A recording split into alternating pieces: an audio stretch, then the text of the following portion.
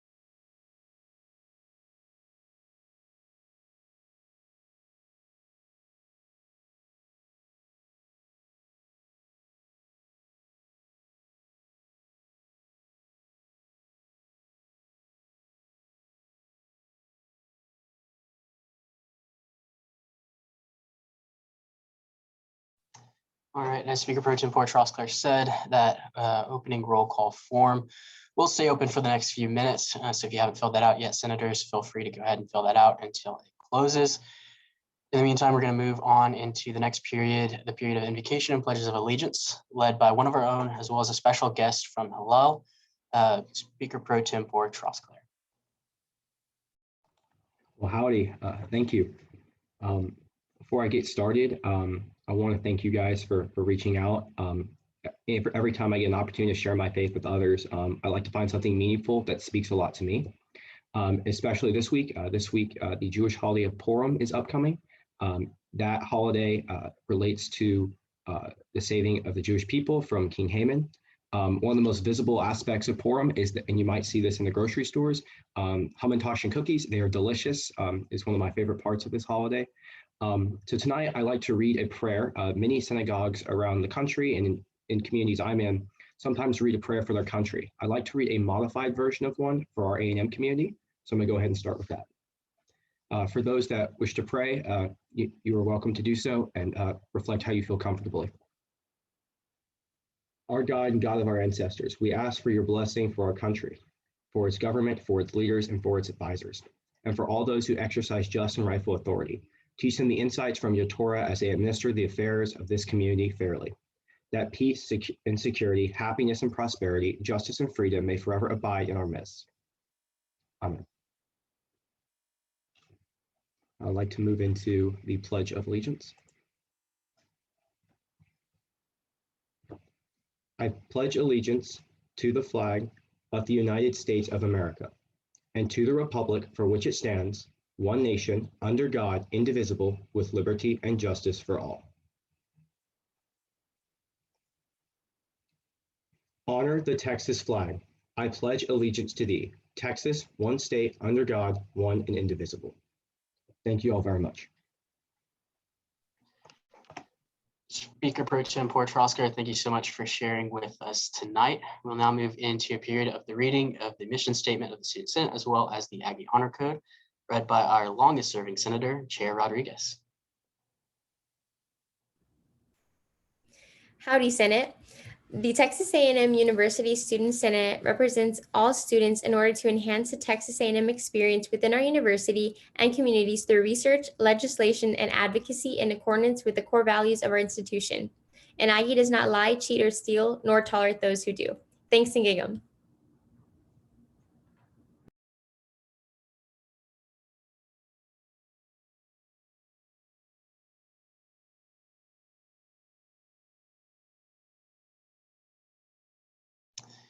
Thank you, Chair Rodriguez. We'll now move into a period of the singing of the Spirit of Aggieland, led by Executive Director Marbit. Howdy, y'all. Give me just a second to pull that up. I completely forgot to pull it up.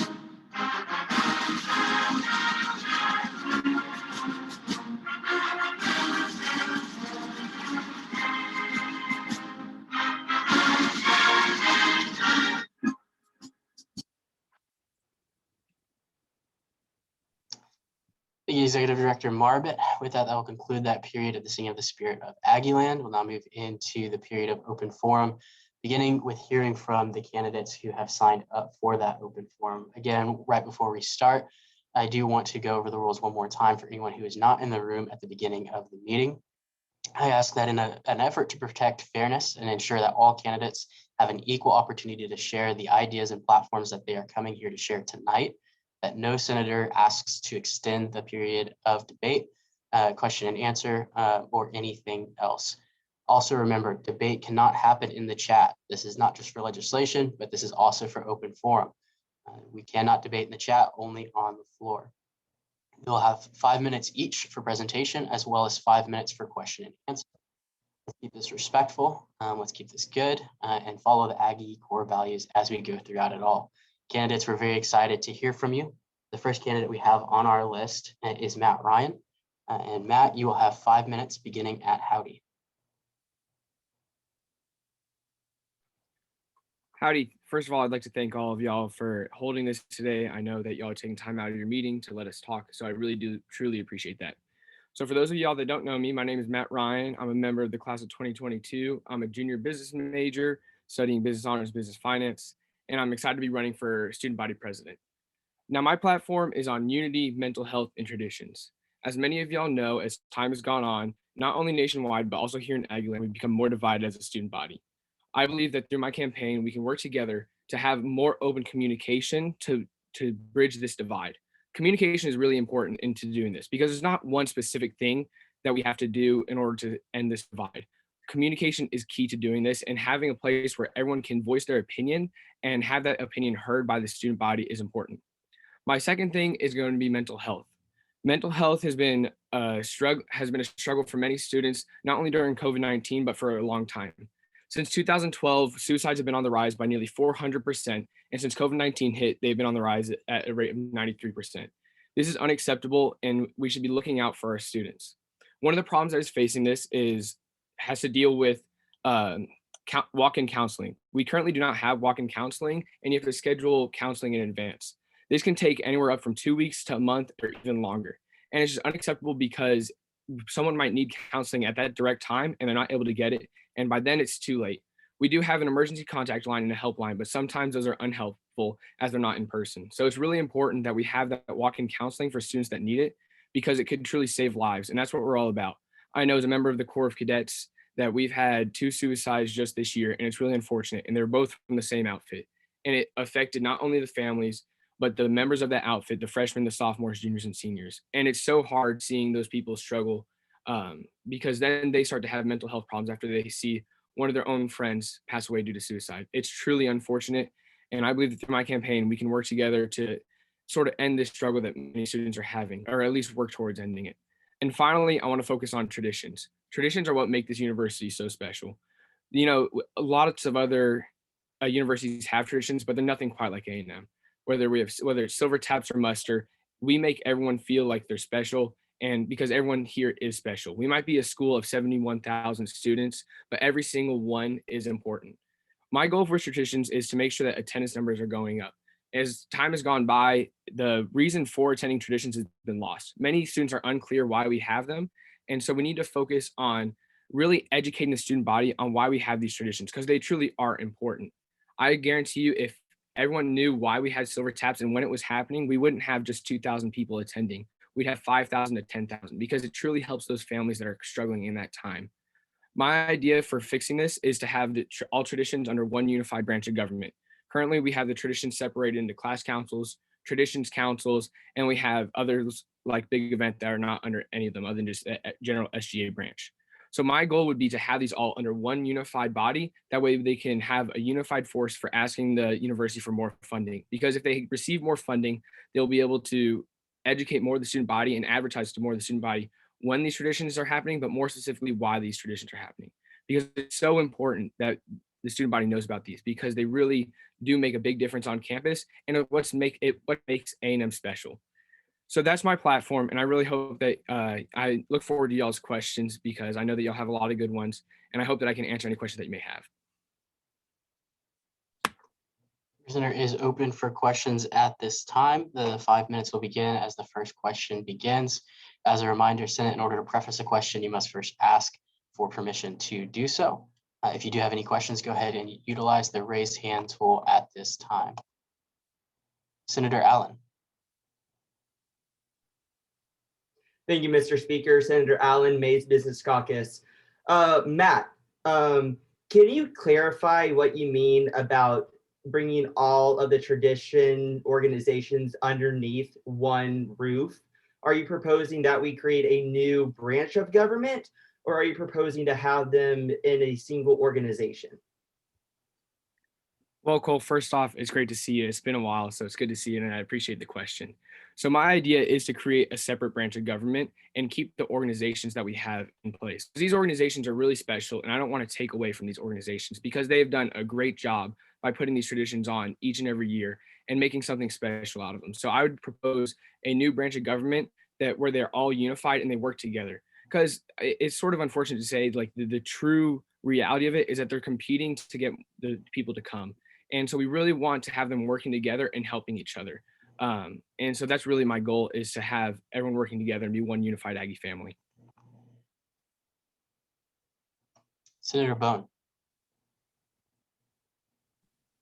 Senator Bone of the Mays Business Caucus. Matt, I understand that you were class president for 2 years. Could you tell us, since it is one of the jobs as class president to raise money for the class gift, how much money did you raise? And do you have a number of the average amount of money raised, or what some of your predecessors have been able to do?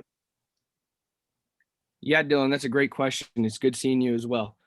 I don't have an exact number off the top of my head. I know for the past 2 years, so like I've helped put on Fish Fest and Pull Out Day. And so in the past, Fish Fest has always ran a deficit. There's only been 1 year where they broke even. And so I believe we ran a deficit as well of about $500. And then for Pull Out Day, I don't have the exact number for that as well. In previous years, they've raised about $15,000. I know ours was less due to COVID-19. It was a sort of unfortunate way of shaking out. But I sort of want to emphasize that yes, it's a job as class president to raise money, but it's also the job to put on a tradition that people love and enjoy. You know, money is an important thing, and it's sort of what runs the world these days. But I think we're losing the sight and focus of why we have these traditions. If we're only focusing on money, then the point of having these traditions are lost. So as class president, our events, our traditions are celebratory traditions. They're a reason to celebrate a successful year, whether you had some struggles in school and you made it to the end. That's why we have this tradition. So my goal was never to really focus on the money. Money was just something that we had to do. And I was happy to try and get that money. But it's focusing on putting on a good tradition that students enjoy attending.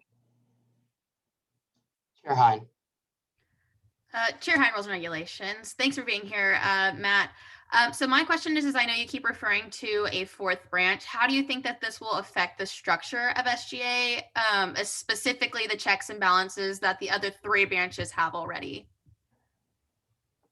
That's really a great question. I personally, I'm not going to lie to you. I don't know necessarily how the current checks and balances work. I'm not fully fluent in SGA, but my sort of idea of thinking of it is that while it's considered a fourth branch, it could also just be under one whole committee. It's not necessarily having to be a fourth branch. If that messes too much with the structure, I'd be definitely open to having a committee that would make the structure more fluent. My goal is not to raise more problems. I want to try and solve problems and have these traditions just really working together, because having them divided, it's never made sense to me in the first place. I don't know why we have three different organizations that have their own set of traditions. And so I really want to focus on having a big group where the same organizations, but they're all working together is my plan.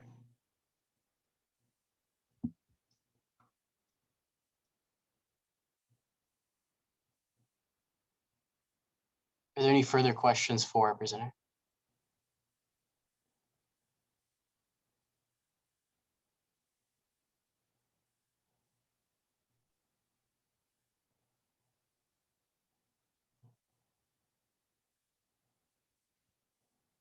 Seeing none, that will conclude the period of question and answer. Matt, thank you. Thank you so much for your time. I really appreciate it. Next candidate we have speaking to us is Natalie Parks, and she is a student body president candidate.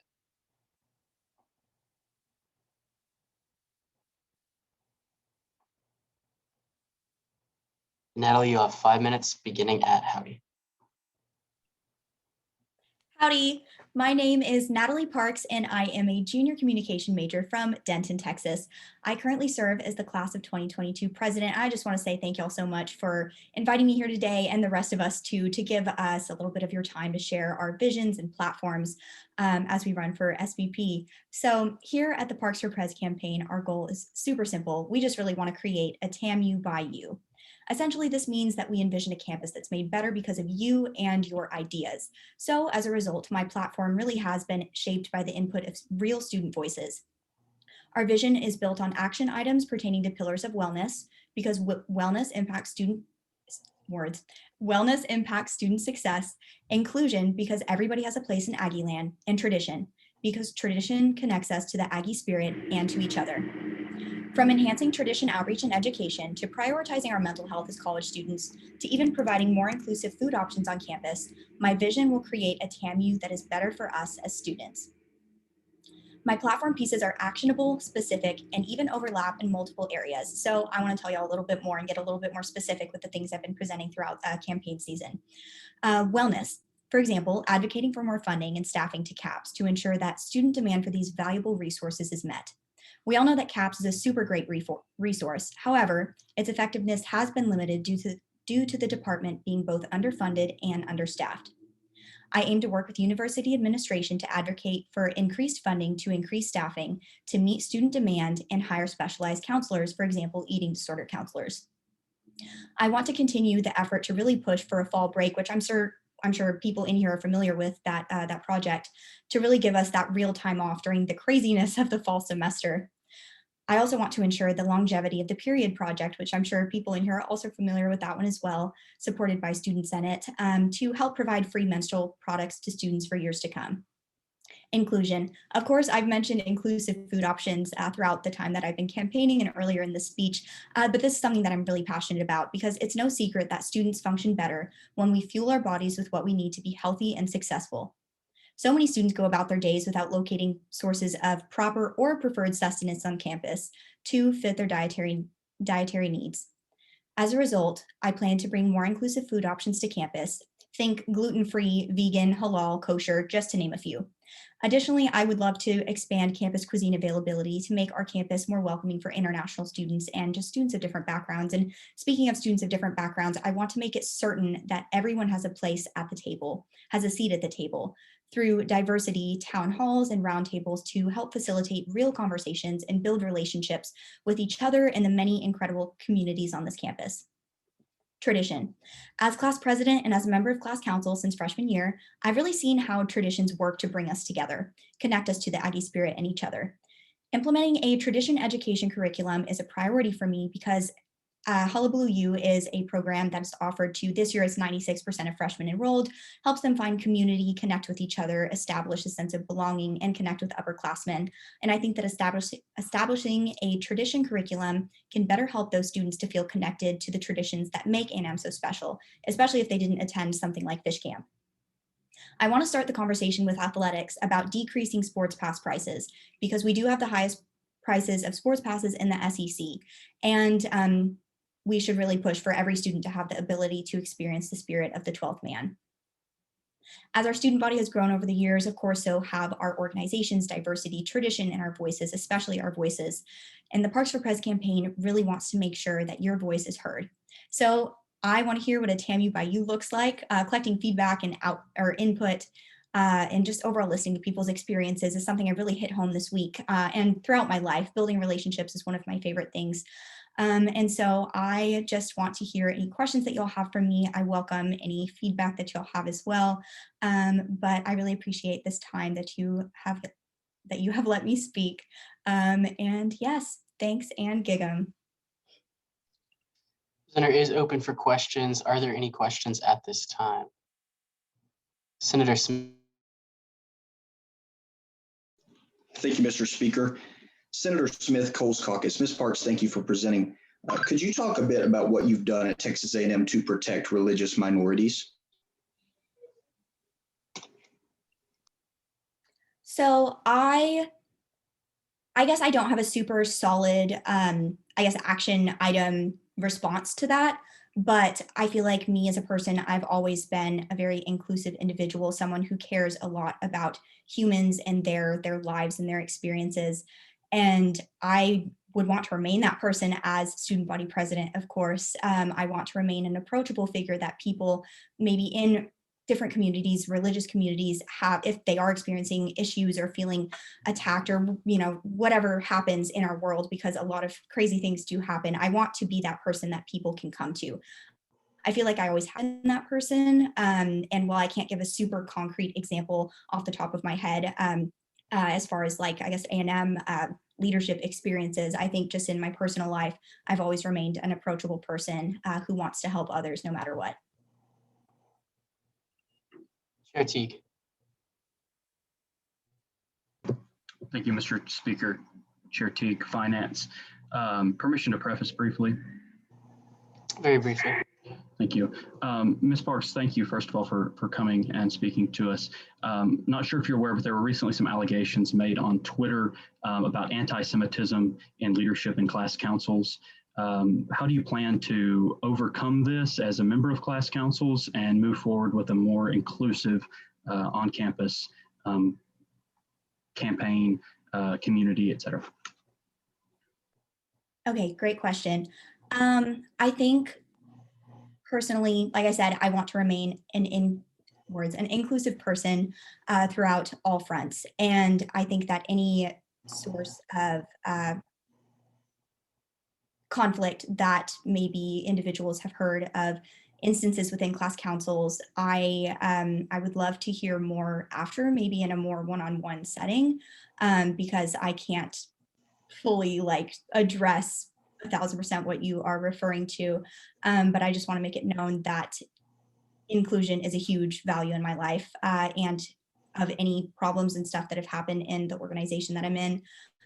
We value inclusion, and we value making sure that everybody has a seat at the table and everybody, no matter what their experiences are, have a place in class councils. And any organization that I personally have ever been involved in. I know that's not a very like clear answer to your question, but I'd love to discuss that with you or anybody else after all this is over. Senator Killen. Thank you, Mr. Speaker. Senator Killen, Off-Campus Caucus. If you were to be elected, how would you ensure that all organizations get the same sort of response of inclusion from the Student Government Association instead of just a selective few group of organizations that might have the spotlight from your view?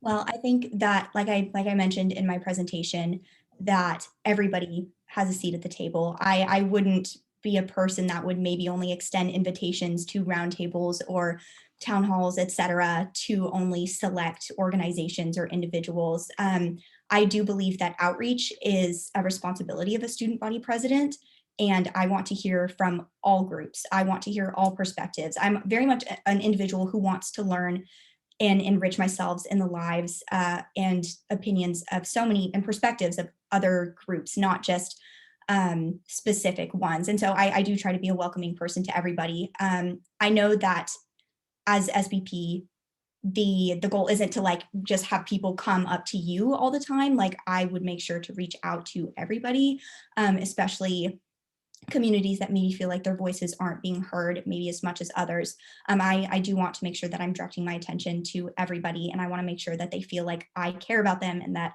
I have time for them, no matter who they are, what they're from, what they believe in. I want to be a person who is enriching myself in all sorts of groups and communities, no matter what. Are there any further questions for Natalie Parks?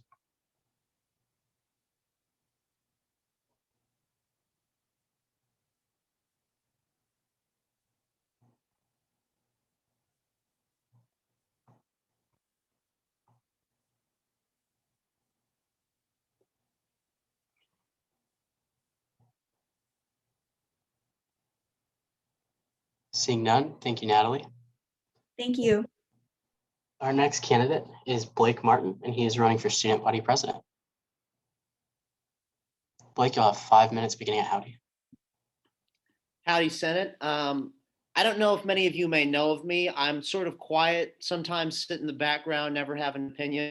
On a serious note, thank you for having me. I really appreciate having this dialogue with you. some of the main reasons why I'm running for Senate, I've laid out my platform. And my platform is a three-part approach to how we can reignite the spirit of Aggieland. So first, tradition. As we all have mentioned before, tradition is the main thing that unites us as Aggies. But when it comes down to it, how many of you have lived through this tradition? Being a member of the Corps of Cadets, I have a unique perspective on this. The things I'd like to do is, as a result of COVID, we've seen many of the traditions such as silver taps and muster be hurt by a lot of these regulations. Along with that, we've seen a lot of smaller traditions like elephant walk, ring dance, and student bonfire be pushed out of the fold. I want to see these traditions return. We are a better university when we bring these traditions to the forefront, and this is who we are. Along with this, I would like to see a class added, a class that wouldn't count to anyone's GPA. It would be a history of Texas A&M. This would teach students about the rich history of our school and give them a unique perspective on the traditions that make us so great. This is one way. These are a few of the ways that we can enrich our traditions at this university. The second thing I'd like to talk about is efficiency. With regards to this campus, we have not heard all the voices of the students. There are many issues that have impacted them that we have not really addressed. These include high fees, poor transportation, as well as re-beautifying campus, Aggies having better mental health, and also informing students about what's going on in their student government. A few things I'd like to see is getting a lower fees committee involved in the student senate, working with y'all to try and bring down the fees, as well as working with the administration. And as one of the richest universities in the country, it's unfair that we have to pay $500 for parking passes when we have $13.5 billion in endowment money. I think this is unacceptable, and it's something I would work to improve. Along with this, mental health. Many of us have talked about it, but we've experienced it firsthand in the Corps of Cadets. As Matt had previously stated, 2 cadets recently committed suicide in Squadron 8. This is something that is an extremely unfortunate event, and we can't have this happen anymore. I would like to partner with local mental health institutions in the Bryan College Station area that would work with the university and work with students to try and find ways that we can make them feel welcome, as well as work with the administration and CAPS to maybe add more counselors and make sure that students feel welcome, whether it be on campus or off campus. And finally, with transparency, we need to have students express their voices directly to the student government. This is why I'm proposing monthly town halls where SGA officials will get in front of students and they would express whatever they wanted in front of us. Not any specific topic, but just for us to sit and listen to their voice. We are the voice of the student body. I think it's extremely important to do this. Finally, the mission that we have of this entire campaign is embracing the core values of duty, honor, integrity that embody the spirit of Aggieland. When we come together as Aggies, we'll have a stronger bond with this university than ever. I believe that putting together all of these positions is what's going to return us to the right path. This is why I'm asking for your vote this week, and I'm open to the floor for questions. And together, we will reignite the spirit of Aggieland. Prisoner is open for questions. The 5 minutes will begin as the first question is started to be asked. Senator Bone. Senator Bone of the Mays Business Caucus. Blake, you've previously expressed interest in having a student suspended. Tell me, with so many Aggies fearful of your divisive character, why should they trust you won't argue for similar authoritarian measures as student body president? Well, with regards to what you're referring to recently with Isaiah Martin, the main reason as to why this specific student, why I advocated for that at the time, this was at a time when the university was extremely divided and had committed, as expressed by KTBX and other local news stations, that they had decided that he was one of the main people who was directly involved in mishandling and being a part of misleading students into believing that there was a hate crime committed, which ended out that there was not one in fact. With regards to this, I viewed with the campus being so divided, we had to have some form of accountability. If people were able to do this and to continue to divide our campus when it was already extremely divided, what precedent would that have set? I think it was a dangerous time in our country's history, and I think that it hurt our campus as well as it gave a bad image. So we cannot have people who would lie openly about something so serious and diminish the actual experiences of those who have been threatened and have those who have had hate crimes committed against them. That's the main reason as to why I did that. And looking back on it, maybe it was a little bit extreme, but those were my reasons at the time. Chair Hein. Chair Hein, Rules and Regulations. Howdy, Blake. So I was wondering, have you done any research on what it takes to get a class added to A&M's curriculum as a required class? And will students be paying to have a 0 credit class on their transcript? Well, as far as, well, thank you for the question, Megan, first off. I haven't seen it as to what all goes into that. No, I have not. And I probably need to do a little bit more research on that. I would like to talk to the administration as well as other department chairs to try and get this done. With that, no, I wouldn't want to add more fees to this. As I've mentioned before, I'm against higher fees and I'm against making students pay for more. With regards to this, I would try and make this no extra credit. I think it's our job as Aggies to inform those students coming in about the issues and about the traditions that we have held so dear for many years. That's something that I think that shouldn't cost anything. So as far as that goes, I don't think we should add any money to that. And that's the answer to your question. Senator Hernandez. Senator Hernandez, Liberal Arts Caucus. Thank you, Mr. Speaker. Permission to preface briefly? Very briefly.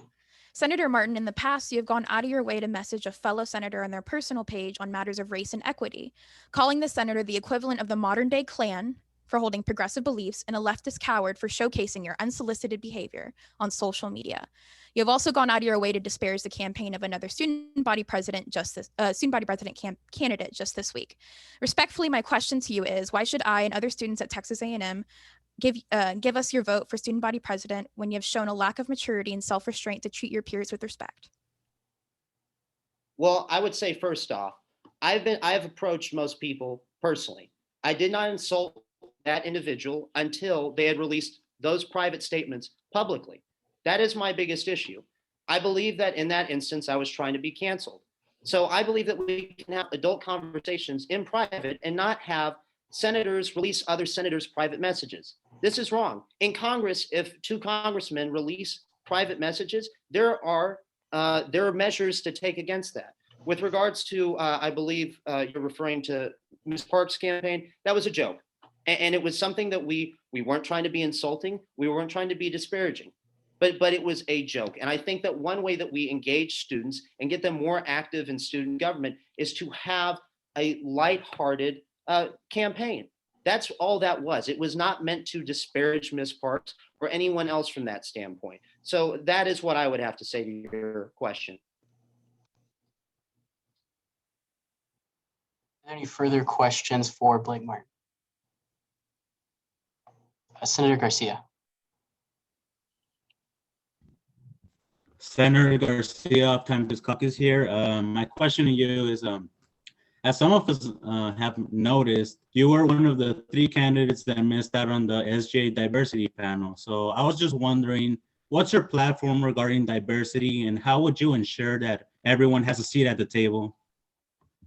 I think that no matter your skin color, no matter your religious beliefs, you have a place at this university. I believe that you should have equal opportunity when it comes to no matter what color, no matter what, you should all have equal opportunity. And Blake, unfortunately, I do have to cut you off as that is the time that was remaining in Q&A.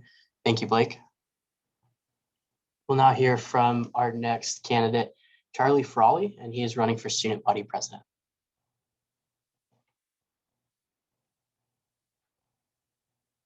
Charlie, you'll have 5 minutes beginning at howdy.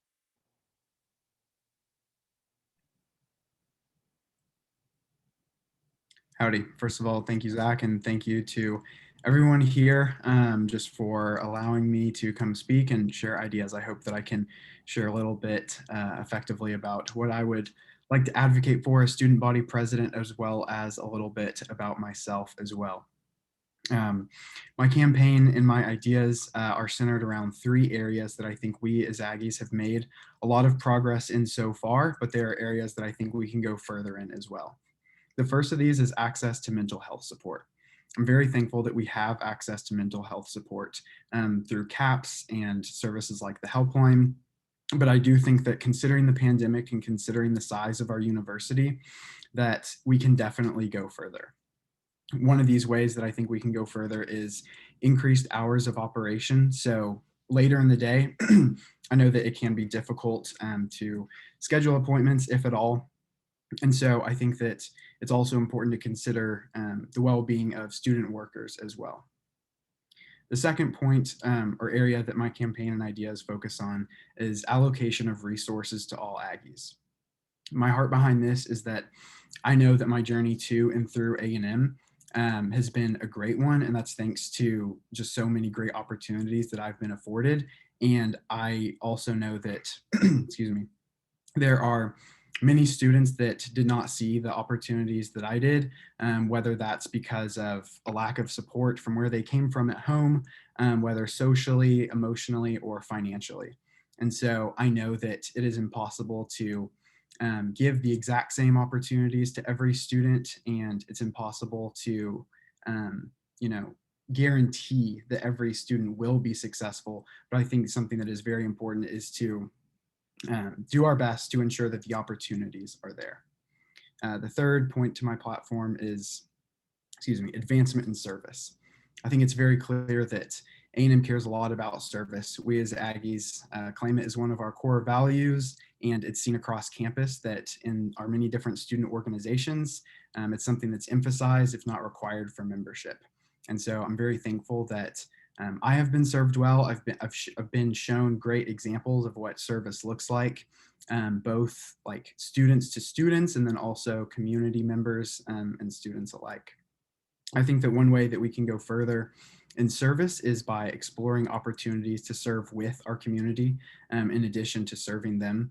And what that means is looking for ways to build lasting relationships and relationships that go beyond, for example, one day a year, a big event, which is a great opportunity. I just think that there are opportunities to build relationships that last all year round as well.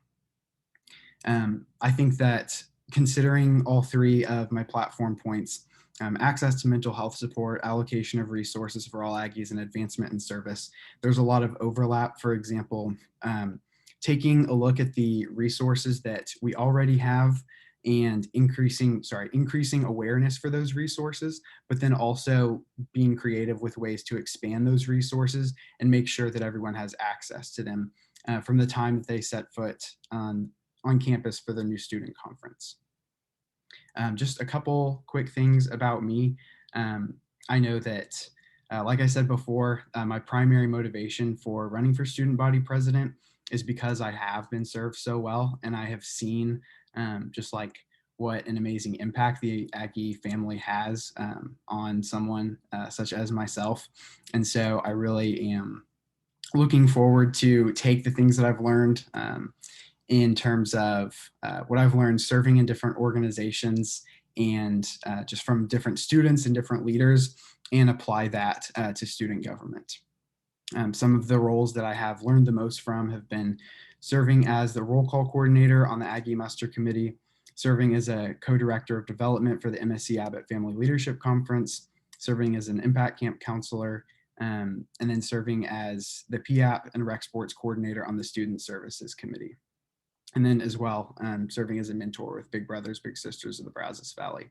Again, I think that service and the ways that that can look is something that service is something we already do so well, but it's something that we can improve on as well, along with the other areas. Thank you. Presenter is now open for questions. The 5-minute period for question and answer will begin as the first question begins. Senator Bone.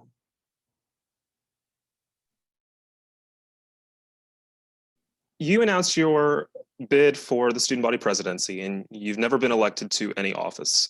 Students have never chosen you. So my question mainly is, sorry, Tyler. And Senator Bone, I am going to have to stop you for just a second to recognize Senator Smith with a point of order.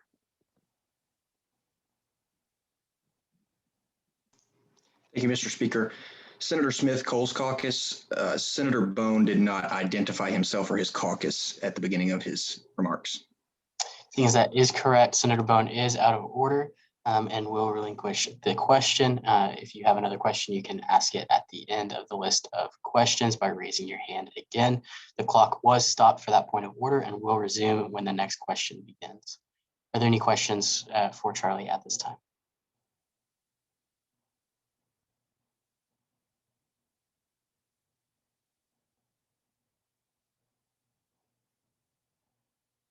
Senator Bone. Senator Bone of the Mays Business Caucus. So, Charlie, you've explained that you ran for student body president because you love this university and you believe that the lessons you've learned could apply to it. My question is, why didn't you run necessarily for Senate or class president or any other elected position in the last 3 years? I know you said you love this university. Everybody in this room loves their university.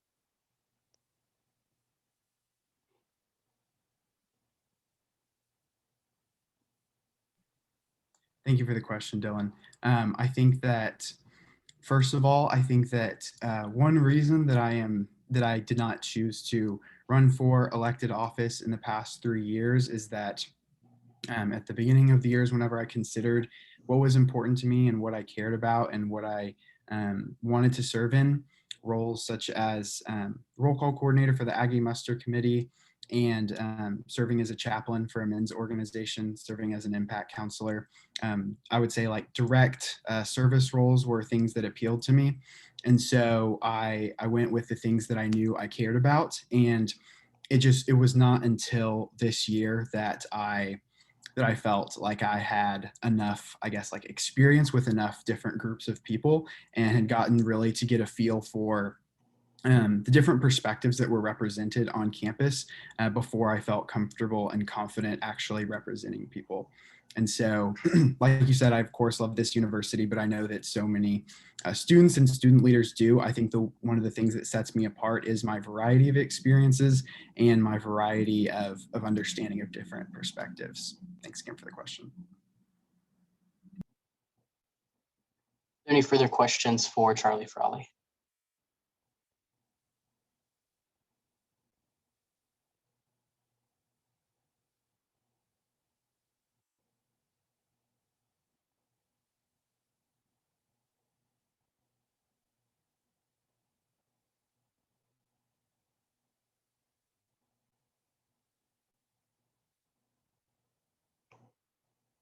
Seeing none, thank you, Charlie. That will conclude the list of candidates we have signed up for the open forum tonight. We'll now move on to other announcements in the open forum. First, we will hear from Connor Harwell from the Big Event, and he is encouraging volunteer signups.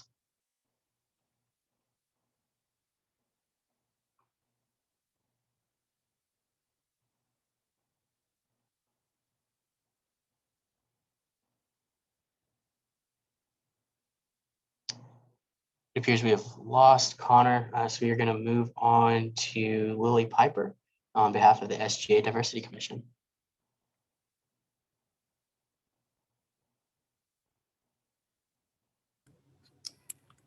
Okay, hi everyone. It's great to be here with you all. I'll be really quick. I just wanted to invite you all to the first Maroon Table Talk of the semester, which will be tomorrow from 6:30, or excuse me, from 6 to 7:30.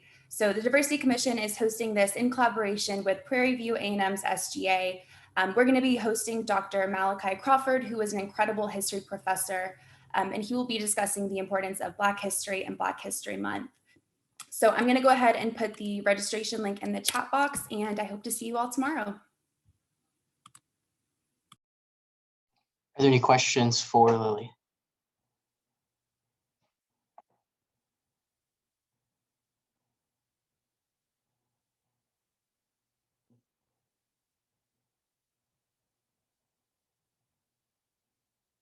Seeing none, thank you, Lily. We'll now move into an announcement from Melissa Hale, and she is here on behalf of the City of College Station talking about the proposed restricted occupancy overlay.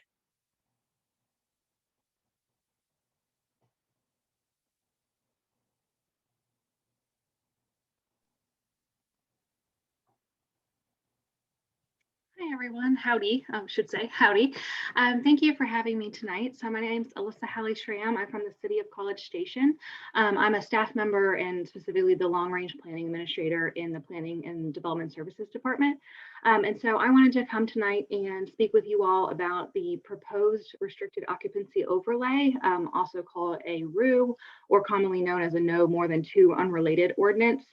You've probably heard about this before. It's been getting a lot of traction in the press right now. It's certainly a hot button topic with folks, I think, with strong opinions on both sides of the issue, for and against it.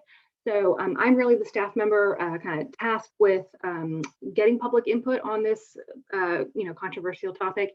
And I do have a couple slides, if it's okay if I do a quick screen share and can kind of I just want to give you guys a little bit of context and then let you know how you can participate to have your voice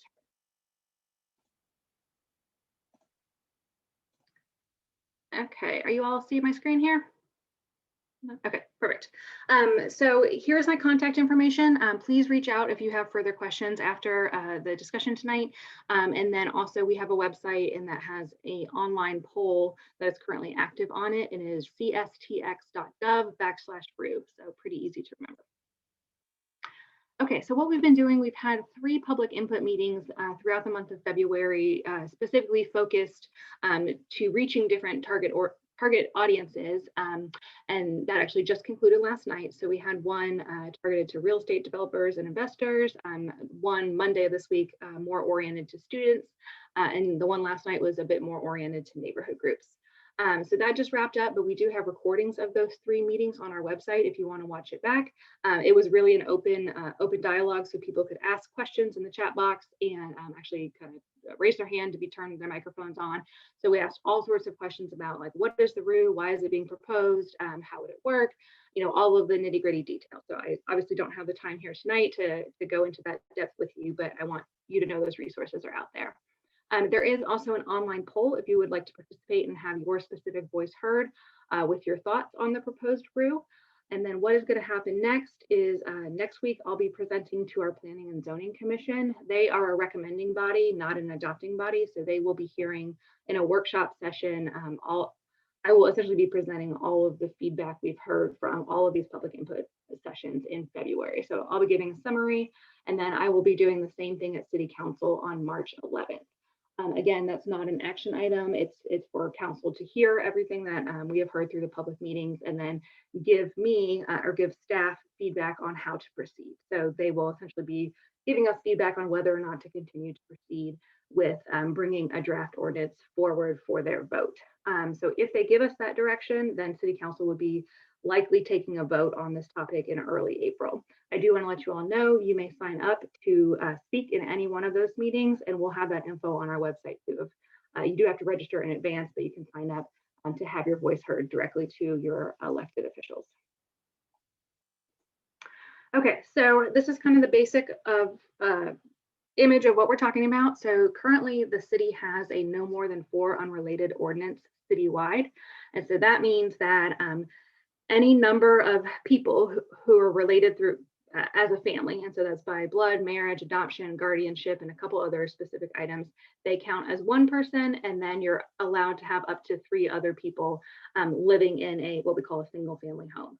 So that is our current ordinance throughout the city of College Station. What the proposed RU is asking for is an option for neighborhoods to ask for a RU to restrict occupancy in their neighborhood to no more than 2 unrelated. So that would be that the family unit we count as 1, and then 1 additional person. This does not, I just want to be clear, this does not, this will not apply citywide. It is really a 2-step process. So what is being discussed tonight and really in the public right now is an enabling ordinance. And so this would enable neighborhoods to ask city council to have a RU applied to their property. So this isn't something that would go into effect, as soon as council votes it in. It would be up to each neighborhood to come in and ask for it to apply to their specific neighborhood. Be by something called an original subdivision plat, and so that's the legal recorded subdivision. So that's actually a lot smaller than what you think of as like a big neighborhood. A neighborhood may be 10, 15, 20 different subdivision plats. So it is really a smaller subsect of a larger neighborhood. I know this is a whole bunch of planning jargon, and I'm trying to like pare it down and make it fast. So please ask me questions if you have any questions as we move through here. This map here shows all of the existing single-family properties, single-family zoned properties within the city.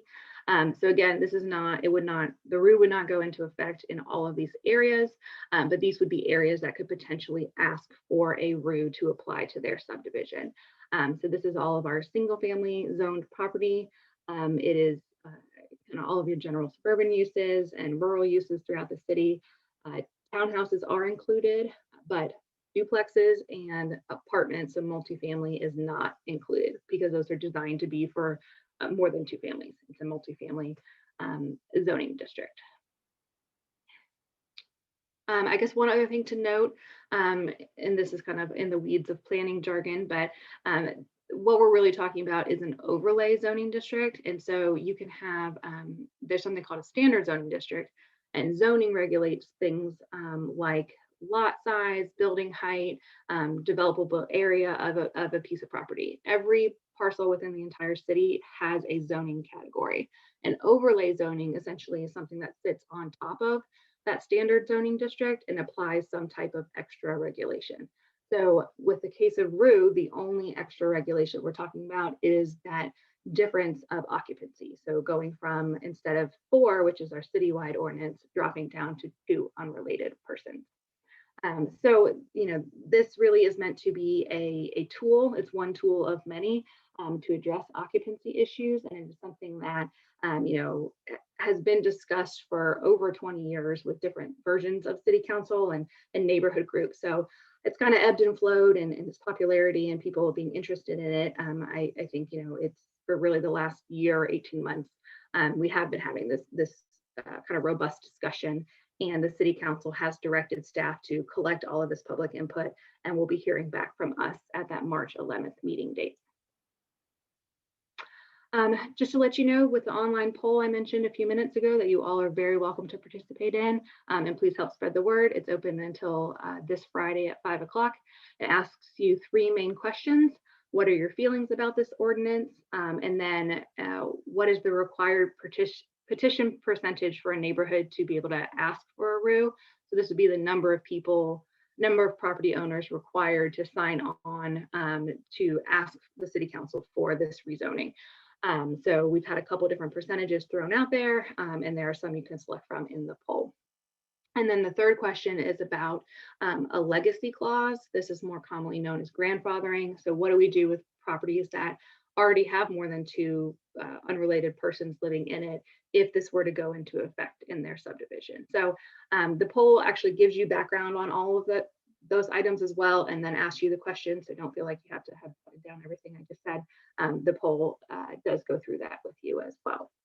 So that's kind of the end of my more formal remarks. I wanted to open up to see if you all had questions. I know it's kind of a complex topic, and there are definitely strong feelings on both sides. So I would just ask, please keep it civil, but I'm happy to answer any questions that you may have on the proposed RU. Thank you, Liz. We'll go to a question from Chair Jeffress. Chair Jeffress, Academic Affairs. I'm wondering if you've done any kind of case study analysis or looked at other cities who have implemented this sort of RU, and what kind of impact it has on the value of rental properties that go through this without a grandfathering clause. Yeah, that's a really great question, Sam. Thank you. We did research on other communities, other of our peer institutions or peer communities and other large college towns, and a handful of them did have a similar kind of occupancy restriction. And we actually modeled this draft ordinance based on one of our city processes called the Neighborhood Conservation Overlay. And then also the city of Bryan has a zoning district that does the same thing. So we researched the city of Bryan zoning district and modeled our draft ordinance after that. So yes, we did research other communities. To your question about more of the market analysis piece of that, we as staff have not done a market analysis of how either adopting or not adopting the proposed RUE impacts property values across the board, whether they're rental or owner-occupied properties. It was asked us to do, and that's kind of the reason why we haven't done it to date. So, Chair Jeffries, were you asking for permission to follow up? Yes. Granted. So you're saying it is possible to do analysis of the market value difference between before and after the RUE? Yes, I think that would be something that we would need to get direction from our city council members if they would like staff to go that route. There's certainly a staff time, staff time would be needed to devote to that, and then also potentially cost of doing so. But if city council, wishes us to do so, we could certainly look into that. Thank you so much. Senator Chango-Pizarro. Senator Chango-Pizarro, Off-Campus Caucus. So my question was, where is most to have this RUE, be pushed through? Who is it getting pushed by? Kind of like the city governments or property owners? So what's kind of like that background history of like why this RUE is being proposed? Yeah, thanks for the question. Like I mentioned, this conversation's really been going on for 20 years or so, and different city councils have either been interested in it or not, depending on the makeup of the current city council. This current city council is very interested in at least pursuing the RUE and seeing how the public feels about it. So we, city staff researched and we proposed a draft ordinance back in June of last year, June of 2020, and city council from there, most of the city council members expressed, desire to continue the process, but wanted us to get extra public input. So we've been doing a couple things in the background between June and now, but are really doing that big public input push in February of this year. So I would say, city council is really asking for this, but there are certainly not a lot of neighborhood groups or HOAs who may be interested in this as well. And that's something we heard from that neighborhood meeting that was last night. So it's been interesting from my perspective as a staff member, hearing different thoughts and concerns from each of those different demographic groups that we were reaching out to. Any further questions for Alyssa?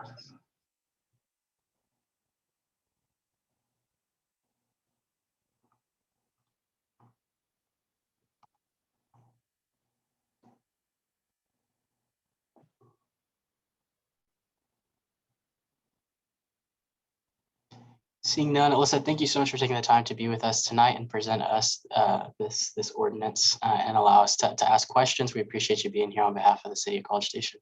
Yeah, thanks for inviting me. I appreciate it. Absolutely.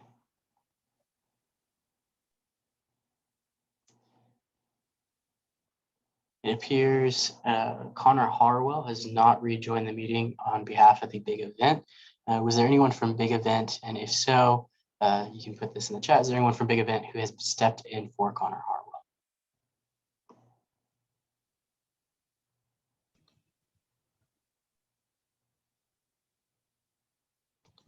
Mr. Speaker? Yes. May I attempt to contact that individual and see if there's a technical difficulty at play? You can absolutely go ahead and contact the individual. However, we will go ahead and conclude our period of open forum, and we will move into a period of the approval of the 2/03/21 meeting minutes. We will move to approve these meeting minutes by general consent. Do I see any objections to general consent?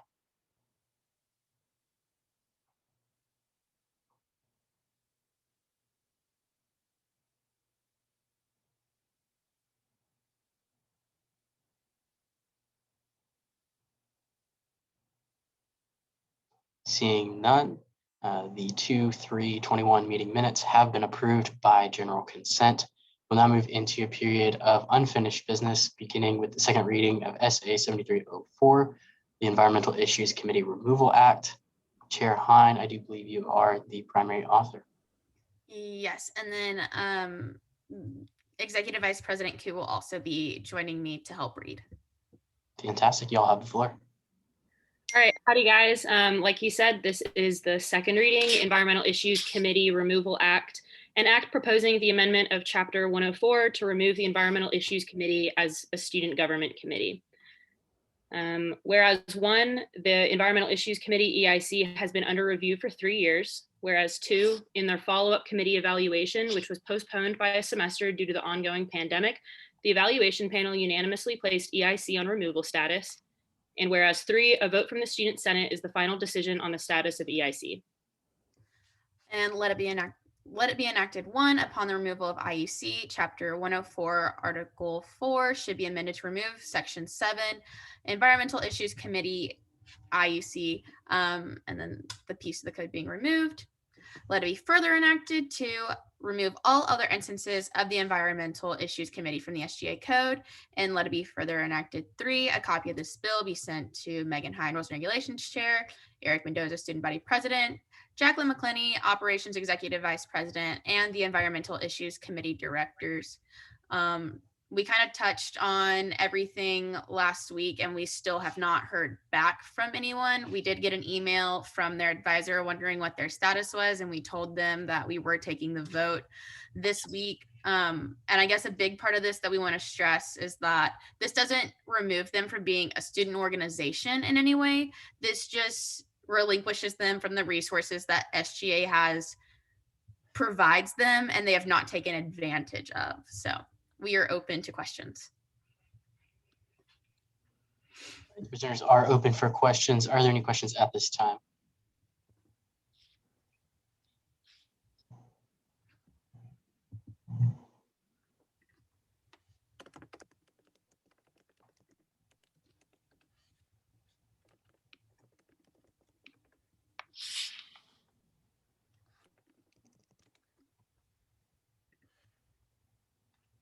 All right, seeing no questions, that will conclude the period of question and answer.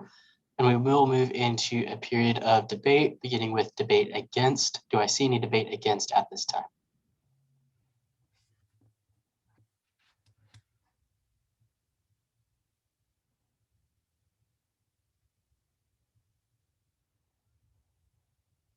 Seeing none, do I see any debate for?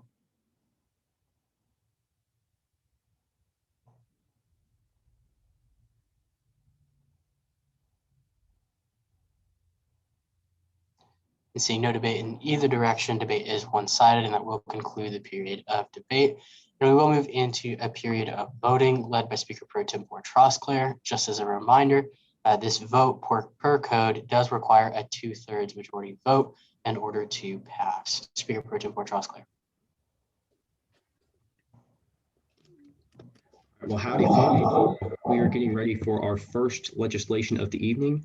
That is now open. Let's go ahead and meet back in about 3 minutes. That's okay. This does require a 2/3 majority.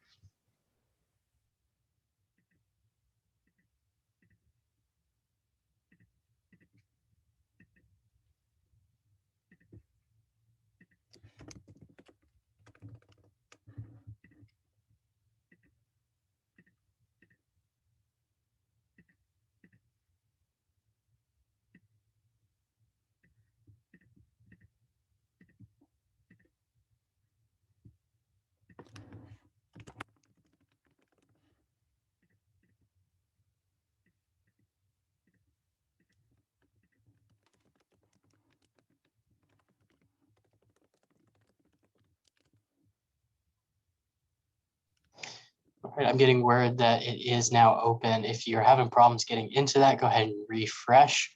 And if you continue to have problems, go ahead and put that back into the chat.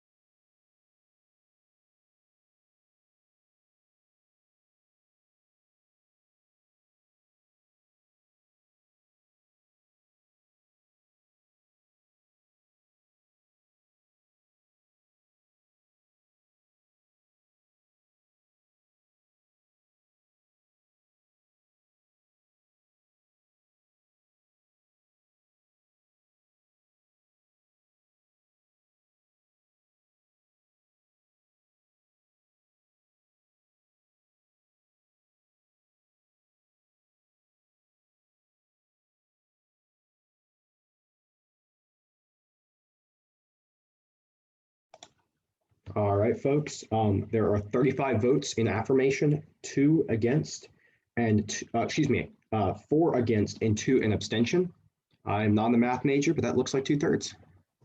Because that is 2/3 of the votes. SA 7304, the Environmental Issues Committee Removal Act, does pass. We will now move into a period of new business, beginning with the reading of SR 7342, the Black History Month resolution. I believe we have 4 presenters on this resolution: Erica Paul, Senator Dang, Senator Garcia, and Senator Vishwanath.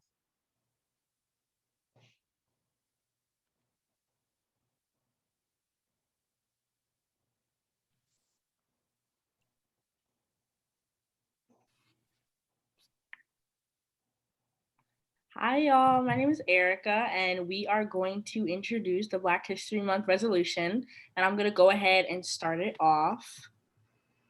So, whereas one, in 1926, Carter G. Woodson, now known as the father of Black history, initiated the first Negro History Week on February 7th to celebrate and raise awareness of Black history, which eventually turned into a month-long celebration. Whereas two, in February 1976, President Gerald R. Ford declared February as Black History Month and urged Americans to seize the opportunity to honor the too often neglected accomplishments of Black Americans in every area of endeavor throughout our history. And whereas three, since then, the month of February is observed as Black History Month and is used to remember the important contributions and achievements of African Americans throughout our nation's history. And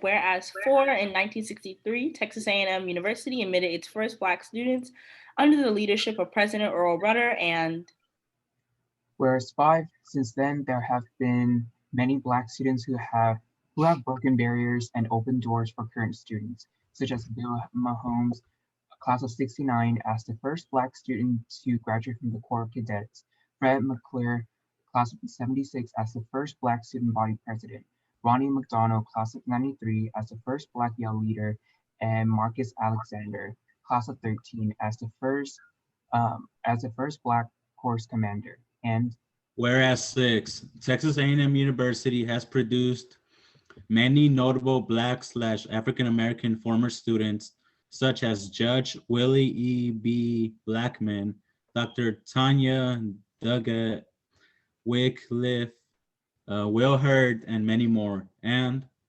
whereas seven, there have been a plethora of Black/African Americans who have also made great contributions to this university, which includes Dr. Tanya Driver, Jimmy Williams, and Senator Matthew Gaines.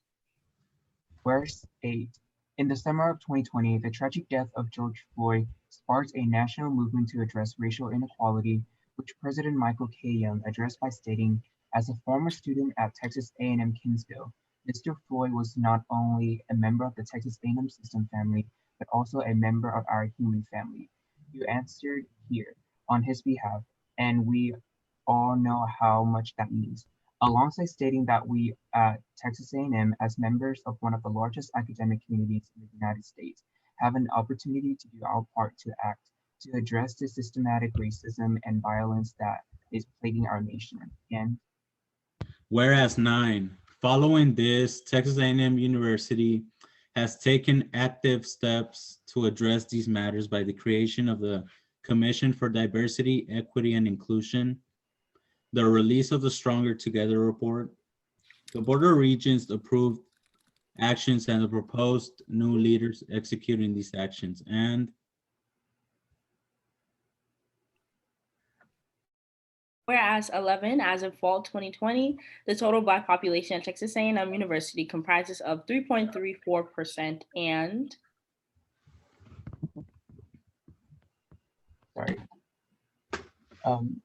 therefore, let it be resolved one. The 73rd session of the Texas A&M Student Senate officially recognizes the month of February as Black History Month. And let it be further resolved to the 73rd session of the Texas A&M Student Senate would like to extend an encouraging gesture to the Aggies who identify as Black, showcasing that despite our differences, we can still be as true to each other as Aggies can be. And let it be further resolved 3, the 73rd session of the Texas A&M Student Senate celebrates all the accomplishments and successes of the Black community throughout history and those that have positively made an impact on this university. And let it be further resolved that the Texas A&M Student Senate extends support to all Texas A&M Black/African American organizations that are cultivating cultural and contextual intelligence in the thousands of Aggies, developing the visionary global leaders of tomorrow, and actively leading by example in this university with inclusiveness and integration. One more. Let it be further resolved 5. The 73rd session of the Texas A&M Student Senate appreciates the Department of Multicultural Services efforts to create a Black History Month calendar with multiple events to educate and support our community.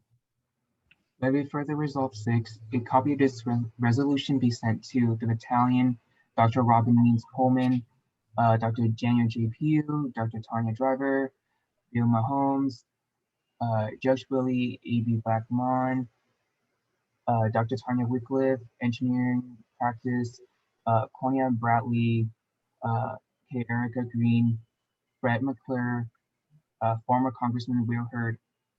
Would you mind scroll down for me? Sorry. I think that was it. And that's all. And now we're open for questions.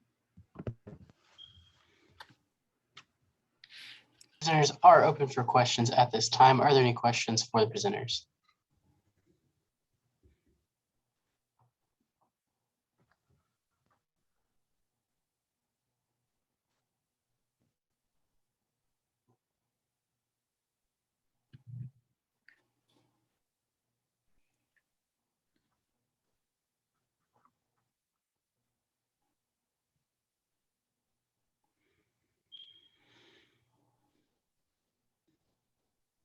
Seeing none, thank you to the presenters. We'll now move into a period of debate, beginning with debate against.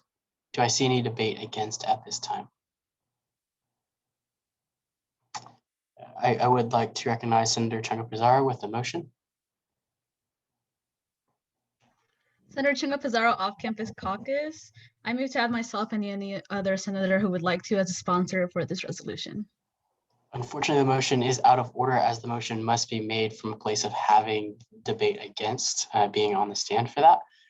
So since that's out of order, if you come and raise your hand, join debate against, and then remake the motion, that's how that can proceed. We are still in a period of debate against. Do I see any debate against at this time? Senator Chunga Pizarro. Senator Chunga Pizarro, Off-Campus Caucus. I move to add myself and anyone else who would like to sponsor this resolution. Do I see any seconds?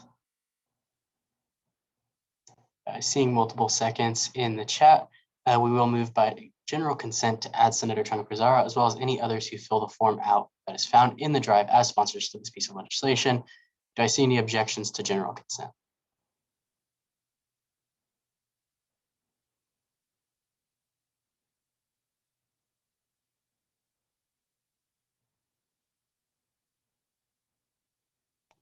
Point of information, Mr. Speaker. Is it possible for me to apprise the Senate body that this is legislation 73-42? So when they fill it out on that form, please use 42. On the agenda, it might say 40 for some of y'all. Please use 42. That will help me out a lot. Yes, you may apprise the Senate body of that. Thank you for doing so. We will now, seeing no objections by general consent, add Senator Chunga Pizarro, as well as any who fill out the form found on the drive for SR 7342, not 40, to be added as sponsors to this piece of legislation. Senator Chunga Pizarro, you do still have the floor in debate against.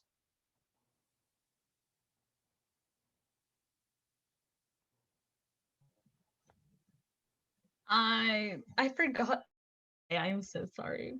So, do you yield your time to the floor? Yes, I do. I yield my time to the floor.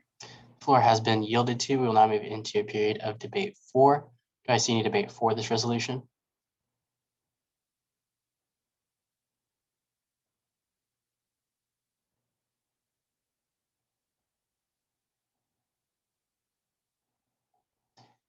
Seeing none, that will conclude the first round of debate. We'll move into the second round of debate. Do I see any debate against?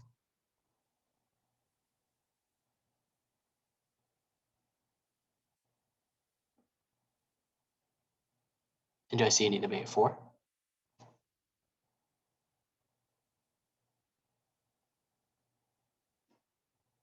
Seeing none, debate has become one-sided, and that will conclude the period of debate. We'll now move into a period of voting on SR 7342, the Black History Month resolution, led by Speaker Pro Tempore Trosclair.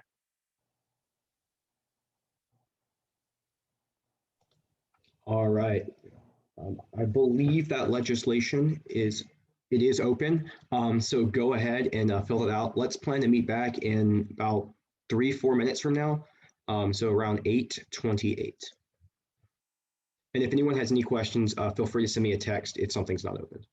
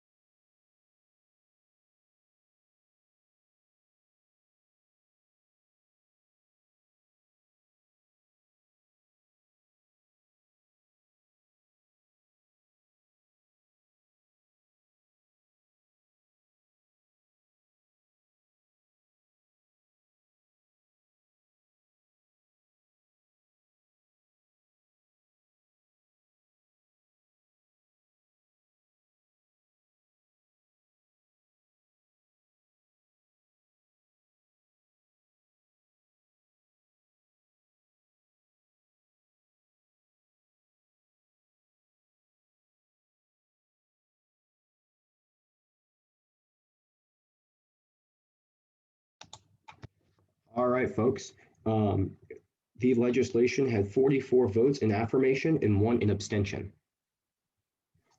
And with that, SR 7342, the Black History Month resolution, does pass. We will now move on to the first reading of SA 7305, the Record Alignments Act. I believe Chair Hine, you are the primary author. Yes, along with my committee, but some of the people in my committee tonight are having some technical issues, so I'm just going to go ahead and read it myself. All right, you have the floor. So this is SA 7305, the Records Alignment Act, an act to align the SGA code with the current records numbering system.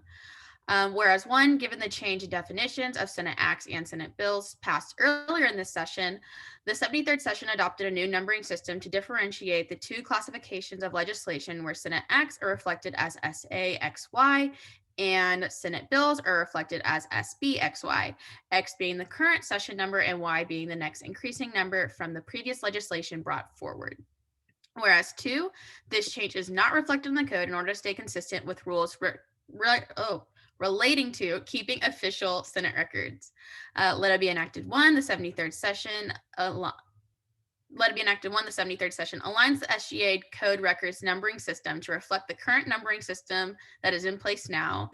And let it be further enacted 2, that we amend Title 5, Subtitle 8, Article 3, Section 2 to read as the following by inserting Senate acts passed during the 73rd session and forward shall have their own set of numbers starting with 1 as they will be designated SAXY. And then let it be further enacted 4, a copy of this will be sent to Megan Hine, Rules and Regulations Chair, Chandler Dross-Clare, Speaker Pro Tempore, and Michaela Nassis, Director of Records.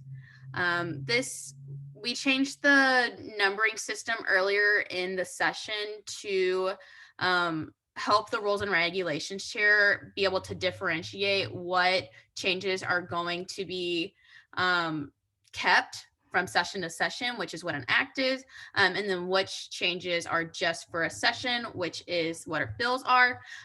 So with that, we have to update the code in order to keep those changes and keep it organized for the Rules and Regulations Chair. So with that, I yield my time to questions. There is open for questions. Are there any questions at this time?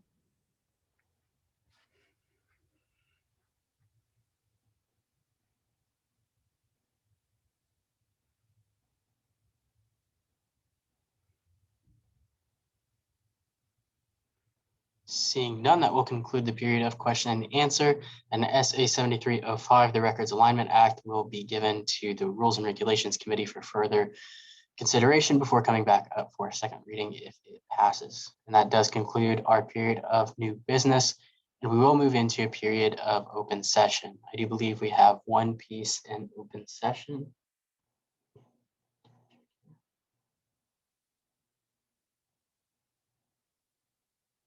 Chair Syed, I believe you are the primary author of this piece of legislation.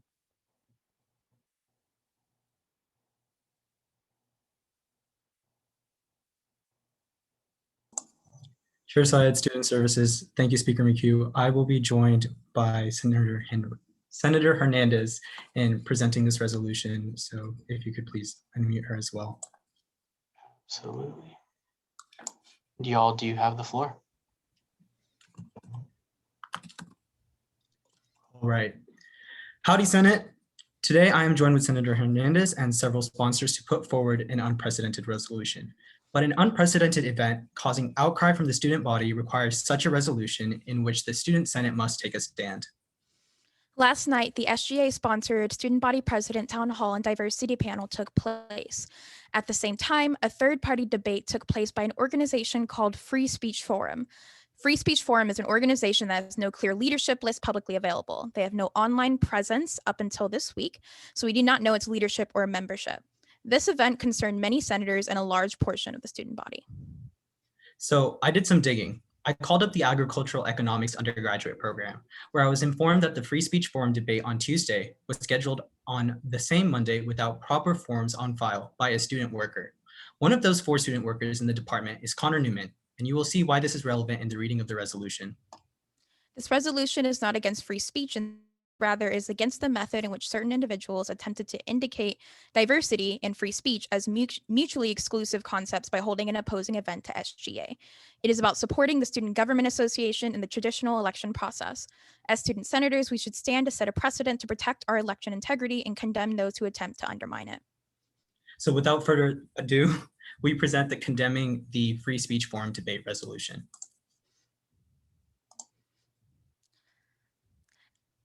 Okay, so condemning the free speech forum debate resolution. Whereas 1, the Diversity Commission partnered with the Matthew Gaines Society to host the annual SGA-sponsored Student Body President Town Hall and Diversity Panel on February 23rd, 2021, and Whereas 2, the purpose of the Diversity Commission's SBP Town Hall and Diversity Panel is to provide a place where issues pertaining to diversity and inclusion can be discussed among candidates for Student Body President, and candidates for Student Body President at Texas A&M has traditionally attended the SGA-sponsored SBP Town Hall and Diversity Panel every year during election season, and whereas 4, the SBP Town Hall and Diversity Panel date and time was shared with candidates at the mandatory candidates meeting on February 14th, 2021, and personal invitations were sent by email on February 18, 2021, and I'd like to pause the presentation for just a second to recognize Chair Teague. Mr. Speaker, Chair Teague, Finance. I apologize to the presenters. Is there a way we could share the resolution on the screen so I can read it? Sometimes it helps me think better that way. Absolutely. Executive Director Marbit, if we could share screen from the legislation found in the open session. Yes. Give me just a second. Thank you, Chair Teague. I was hoping that would be done. And the presentation can continue. So whereas, I'm going to repeat whereas 4. Whereas 4, the SVP Town Hall and Diversity, Whereas 6, the 6-pillar student body president debate was hosted through Zoom, on which the host name was shown to be Connor Newman, the executive strategist for the Forward with Feldman campaign. And whereas 7, one of the current student body president candidates will be the next chief executive officer of the Texas A&M Student Government Association executive branch, in which the Diversity Commission falls under, and whereas 8, 2 of the student body president candidates attended the Diversity Commission's debate, and a third sent a representative, while said candidate attended the Free Speech Forum's debate with the 2 other candidates. Therefore, let it be resolved 1, the Student Senate condemns the actions of the Free Speech Forum for hosting a debate to compete against the Student Government Association's SBP Town Hall and Diversity Panel, and let it be further resolved 2, the Student Senate appreciates the diligent work of the Diversity Commission for hosting an informative panel that tackled concerns from students of all backgrounds, and let it be further resolved 3, while the Student Senate acknowledges the rights of other student organizations and groups to host their own events during the student body elections, the Student Senate believes that the Free Speech Forum was a direct undermining of the Student Government Association and the student body president election process, and let it be further resolved 4, the Student Senate finds the candidates who chose to skip the SGA-sponsored panel disrespected, undermined, and have displayed a lack of support for the Student Government Association, and following the spring, let it be further resolved 5, following the spring 2021 election, the Student Senate will explore options to avoid such a disturbance occurring in the process of electing the next student body president in 2022, and let it be further resolved 6, a copy of this resolution be sent to Eric Mendoza, Student Body President, Lily Piper, Diversity Commissioner, Kara Maxwell, Election Commissioner, Erica Pauls, President of Matthew Gaines Society, Charlie Frawley, SPP candidate, Natalie Parks, SPP candidate, Blake Martin, SPP candidate, Josh Feldman, SPP candidate, Matt Ryan, SPP candidate, and the battalion. And that is the end of our resolution. We are open for questions. Thank you all. Presenters are open for questions. Are there any questions at this time? Chair Hein. All right, Chair Hein, Rules and Regulations. So I'm just curious, why did y'all take a stance of condemning the Free Speech Forum debate rather than maybe showing a little extra praise to the SGA Diversity Commission and the job they did with the diversity panel, where everything you just said kind of condemning the Free Speech Forum and laying out the facts that you found through your research, which I commend, but instead kind of putting it more into a positive light of like the great job that an SGA sponsored commission did. Thank you, Chair Hein, for the question. And I think that's a very important question. And this is a resolution that we had to think a lot about whether or not to put up. But right now, we are trying to set a precedent. Are we going to let future elections have random events show up the day before to undermine our SGA election process for our student body president that occur at the same time as our SGA sponsored debates and panels? Thinking about that question and realizing that it's time for our student senate needs to set a precedent for future elections, we decided to go with the condemnation approach. Chair Teague. Thank you, Mr. Speaker. Chair Teague, Finance. I attended the diversity panel. I thought it was well done. My question is, though, in one of your last, it's not on the screen anymore, but in one of your last resolved statements, it says that you're going to, or the Student Senate is going to look into avoiding this or basically creating roadblocks from this happening again. How do you envision enforcing that policy? What does that policy look like moving forward into next election season? Again, thank you for an absolutely great question. So with the elections going on right now, but the magnitude of this concern and issue for the student body, we decided to go ahead and bring up this resolution and state that Senate will do something about it, but it is important that we wait until after elections to speak with the election commissioner and other parties involved to further discuss what can be done. One potential proposal that I had was mandating both of those debates that the SPP that SGA sponsors, just like the mandatory candidates meeting. Now, I don't know if that's the solution, and I'm open to any other ideas as well. But when we notice a hole in our student government and our the way we run, we work to fix that with within our code. And so we are making a promise to the student body that we will look into it for sure.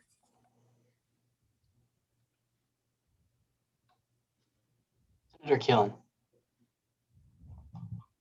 Thank you, Mr. Speaker. Senator Killen, Off-Campus Caucus. I appreciate you bringing this to our attention, and I do respect the rights of every organization to host debates, just as they did. But my question is, perhaps have you considered that since this was pre-approved by the Election Commission and due to the unprecedented weather that we all experienced last week, maybe this was just an unfortunate happens of scheduling because of the bad weather and everything being pushed to this week. Senator Killen, is there a question there? Yes, I'm asking if they have considered, instead of taking a extreme route of condemnation, have they considered the circumstances that happened over this last week? Thank you for your question. I'd like to hop in and answer this.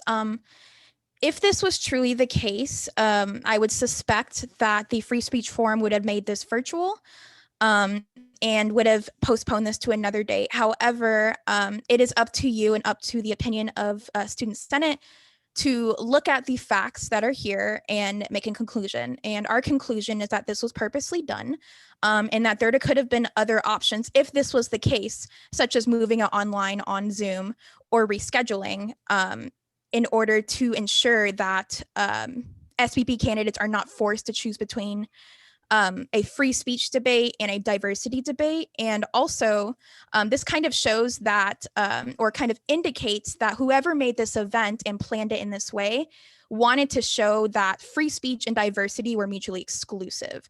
That is not something that I believe, and that is not something that I think a lot of us believe. And so I hope that answers your question.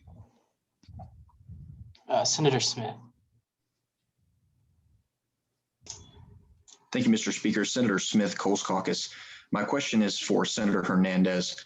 What tangible action items does this piece of legislation accomplish? Like I said, or like Chair Syed said, this sets a precedent. It takes a stand. We take a lot of resolutions and we use these to take a stand. And so that is what we're doing now. I feel like a lot of people that are watching this feel the same way. And so we want to set a precedent that this is not okay, that this undermining of SGA is not acceptable by a lot of our senators. But as far as a tangible action item, at the Let It Be Further Resolve 5, like we said, we put that the Student Senate will explore options to avoid such a disturbance. And so I hope that answers your question. I would also like to add that this is us as Senate and senators saying that disrespect to SGA, to again, purposely undermine the election process should not be allowed. And that is something the Senate stand for. And with 10 seconds remaining in question and answer, Senator Chungo Pizarro. Senator Chungo Pizarro, Off-Campus Caucus. So I just had a quick question. With the diversity debate, there was a lot of marketing material and like advocacy and spread the word sort of thing. Did you ever see any of that for the Free Speech Forum? And presenters, if you would please answer in a sentence or less, as we are out of time. So up until the week where the forum was hosted, I believe maybe a day or two after, there was no marketing material, but the student body presidents were emailed a couple days ahead of time. But again, there was no marketing material spread other than a day or two before the actual event happened. I would like to recognize now Senator Smith with a motion.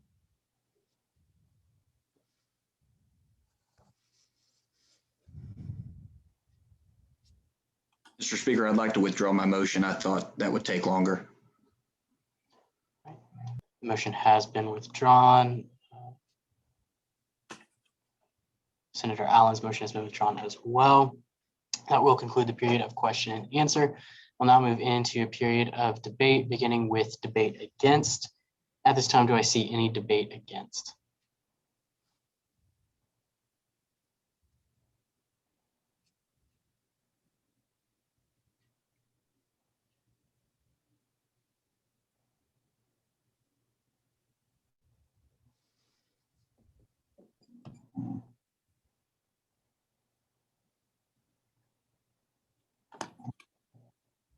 And seeing none, that will conclude the period of debate against. Do I see any debate for this resolution? Chair Syed. Chair Syed, Student Services. Student Senate, as you decide to vote on this resolution, we must put aside the aspect of who we support and what we want out of the student body elections. This is a vote on student government's respect and the student body president election process. So as you vote, please take that into consideration. Thank you. And Chair Syed, you do still have the floor in debate. I go back to the speaker. The floor has been yielded to, and that will conclude the first round of debate, and we'll move into the second round of debate, beginning with debate against. Do I see any debate against at this time? Senator Smith.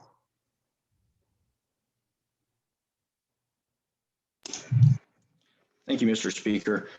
Senator Smith, Coles Caucus, I'll probably be voting for this, perhaps, but I think that if we are putting the election aside, perhaps we might not have included a let it be resolved statement that condemns all but one candidate. So, and I'll yield my time to the floor.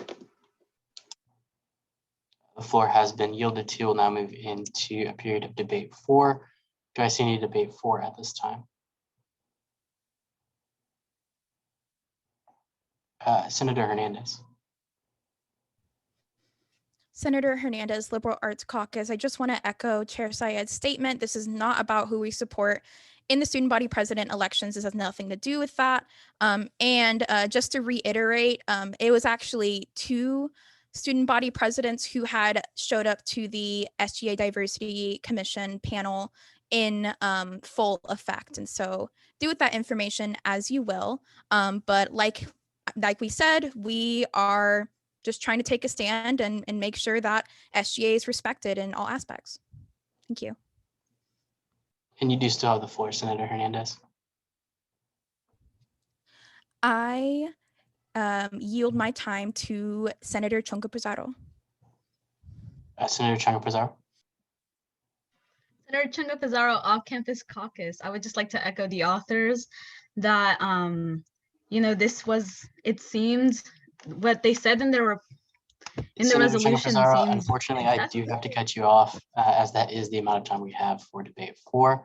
That will conclude the second round of debate. We will move into a third round of debate, beginning with debate against. Do I see any debate against?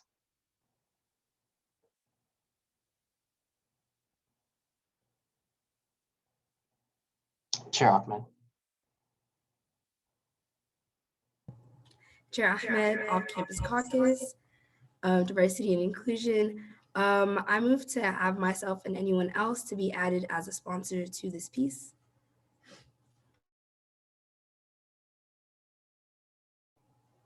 Seeing multiple seconds in the chat, we will move by general consent to add Chair Ahmed as well as any senator who fills out the form found in the drive as sponsors to this piece of legislation. Do I see any objections to general consent?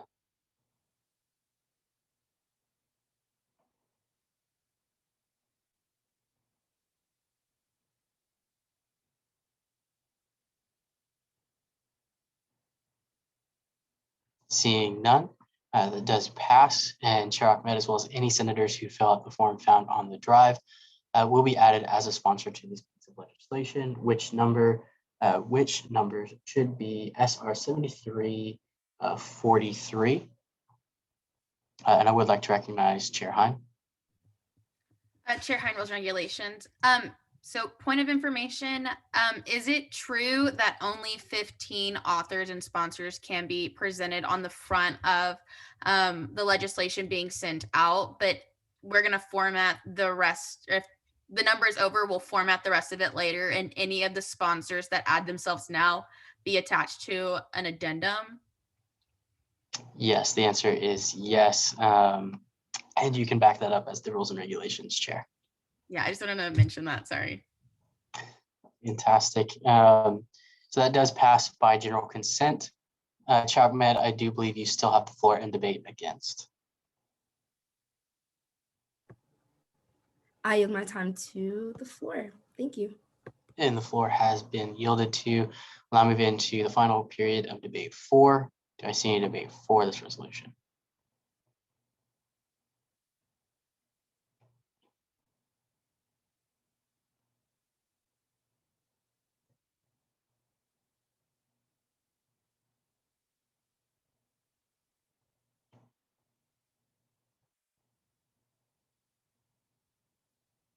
Seeing none, that will conclude our period of debate, and we will go into a period of voting. But just before we do that, I do want to recognize Chair Syed with a point of inquiry.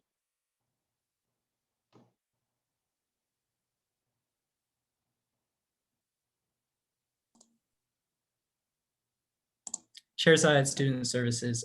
Several senators have asked me about going forward with a roll call vote. So Chair Hein, how do we approach that? How would that work? Yeah, so Chair Hein, Rules and Regulations. I'll kind of answer this in 2 parts just to make sure everyone's kind of clear of what the question's asking. So a roll call vote is where the Speaker Pro Tempore will go through every senator's name, and they will all have to either answer yes, no, or for the piece, against the piece, abstain. And then I guess in the virtual setting, if they don't unmute themselves and say anything, they just are skipped. And that will be kind of used for attendance records. So that's what a roll call vote is. In order to present this, it would just be a motion in the debate against of ordering for a roll call vote. So it's just I move to have a roll call vote. This piece will be amendable but undebatable. And then it requires a majority vote.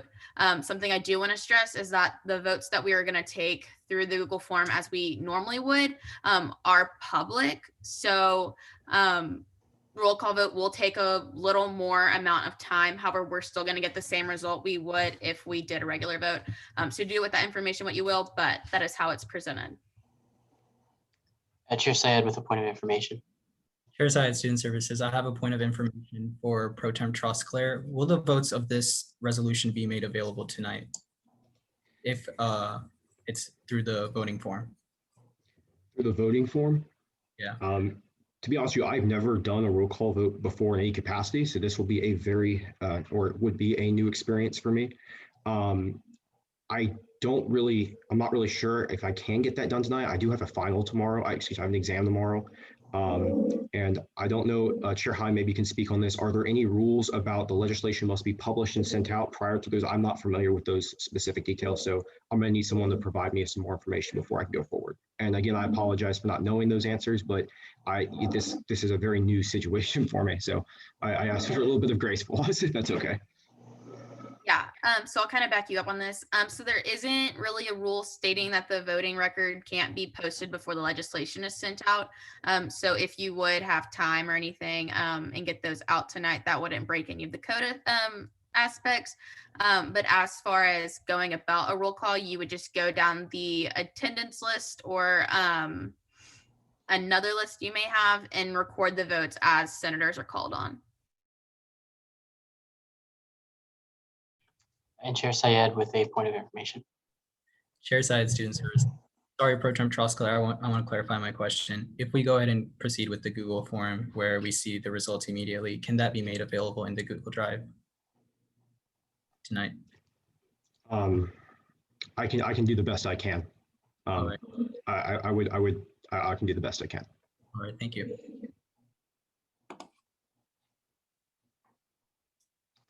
With that, the period of debate has ended, and we will now move into a period of voting led by Speaker Pro Tempore Trosclair.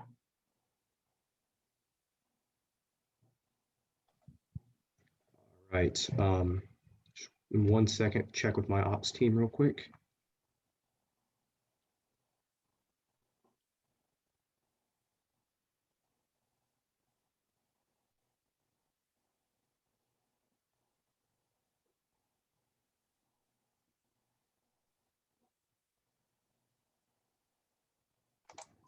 All right, the open session form is ready and open. So go ahead and take care of that. I will give you guys about 5 minutes to do that. It is also in the chat.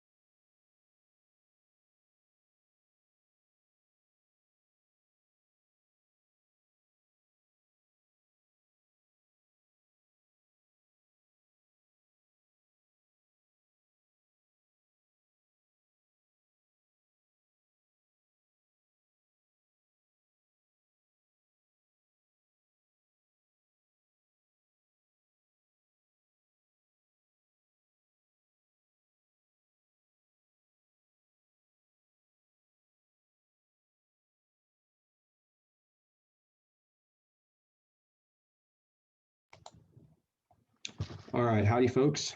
I have the legislative voting results. Mr. Speaker, are you available, sir? Of course. All right.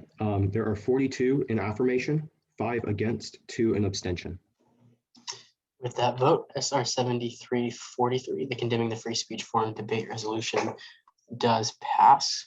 I believe there are no other pieces in the open session folder found on the drive, and so that will conclude our period of open session.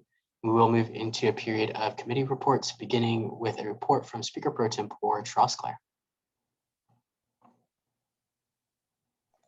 Awesome. Howdy, folks. I know it's a long week for everyone getting back into the groove of things from the ice storm. I, like you, got a lot of stress, a lot of projects going on, a lot of tests and quizzes. So I wish you all a good rest of the week. Please take time for yourselves as well. I know everything can be very stressful, and it's easy to let those negative thoughts build up and kind of create themselves. In terms of pro tempore updates, I'm working on a lot of things. Working on some obviously legislation, cleaning up the drive, and additional projects. So thank you all very much. If you have any questions, please don't hesitate to ask. Any questions for Speaker Pro Tempore Trosclair?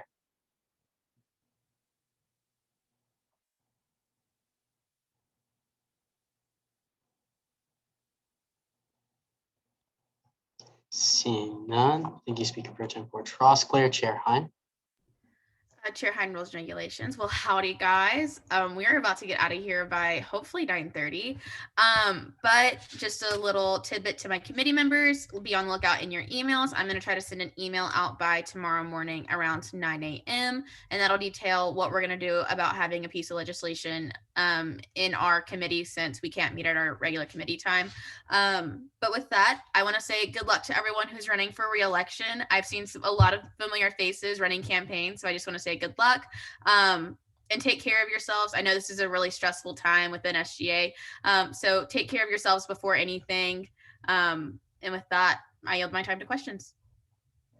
Are there any questions for Chair Hein?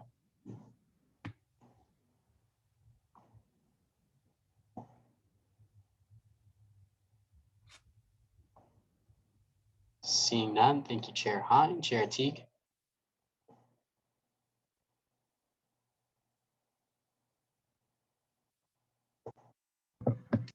Thank you, Mr. Speaker, Chair Teague, Finance. So as usual, the Finance Committee continues to work to make sure that student fee money gets spent accordingly. Specifically, been working with Executive Vice President Coote this week on some different stuff, so that way we can make sure that the money keeps getting spent, but more importantly, in fact, most importantly, gets spent in the way it was allocated. No huge updates though this week. Hopefully we'll have some more big ones next week, or next time we meet. Yield my time back to questions. Are there any questions for Chair Teague?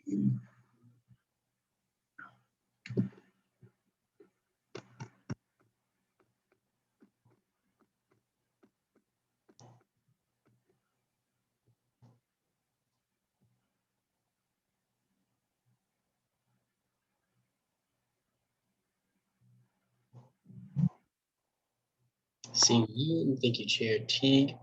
Chair Ahmed. Howdy, Senate. Chair Ahmed here. Thank you guys for a short meeting. Thank you for passing Black History Month resolution. So excited about that. One major update is the Dean's Care Summit that we had planned did have to get postponed because of the winter storm, of course. So once that gets postponed and we get a new date, I will send that information to Senate, and I hope you all can attend. Outside of that, I hope you guys were all safe and warm over this past week. And outside of that, for my committee, we will not be having a committee meeting, as the next Senate meeting will be next week. If that does change, I will contact you all and I will send it in the Slack for any senators who are welcome to come. And so outside of that, no more updates, and I'm open to questions. Are there any questions for Chair Ahmed?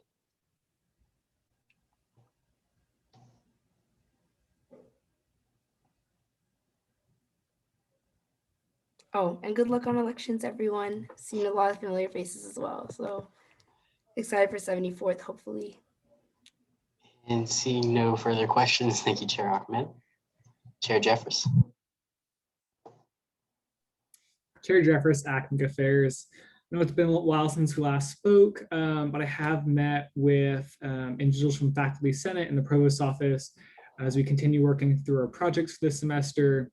One highlight of those discussions was the emergency academic accommodations that you have seen passed around. Moving on, my committee meeting will be at 5 p.m. Wednesday of next week to help accommodate for the lost one over the snowstorm. And something I would like to end on is, I don't know who told me this, but it's very wise. And it's that everyone here and everyone running wants to see A&M be a better place. And don't ever forget that whenever you're seeing your so-called opponents or enemies campaigning, because we really want the same thing, that's to make A&M a better place. Any questions for Chair Jeffress?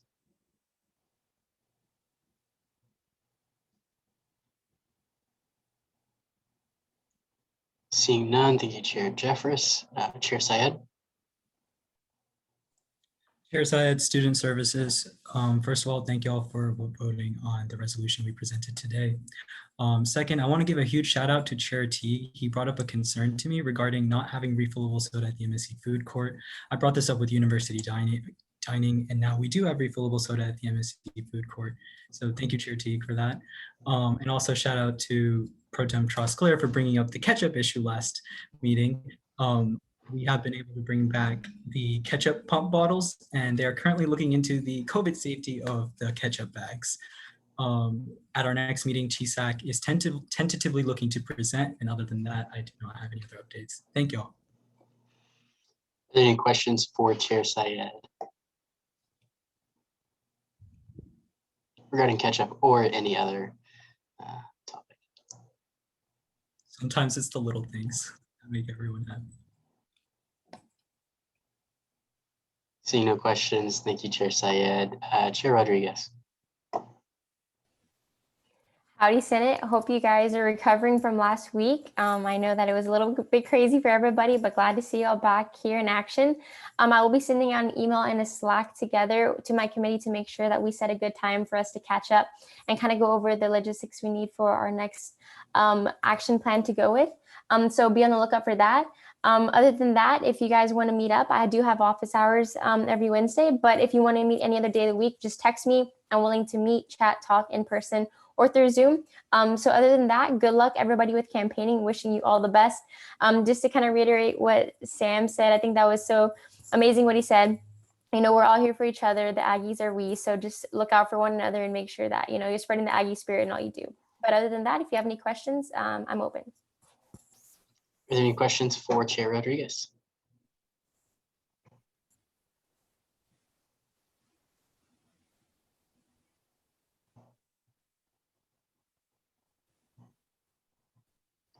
Seeing none, thank you, Chair Rodriguez. Chair Oldag.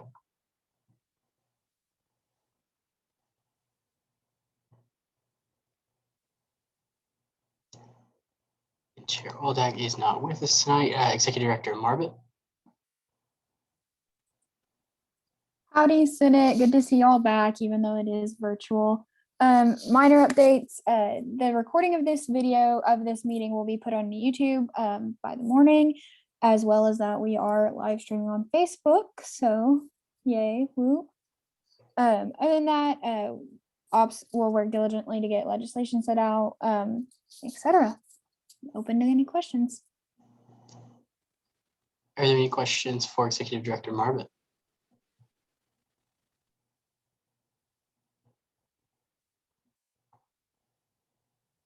Seeing none, thank you, Director Marbut. That will conclude our period of committee reports. We'll now go into a period of executive reports, beginning with Student Body President Mendoza. Perfect. Thank you, Zach. Howdy, Senate.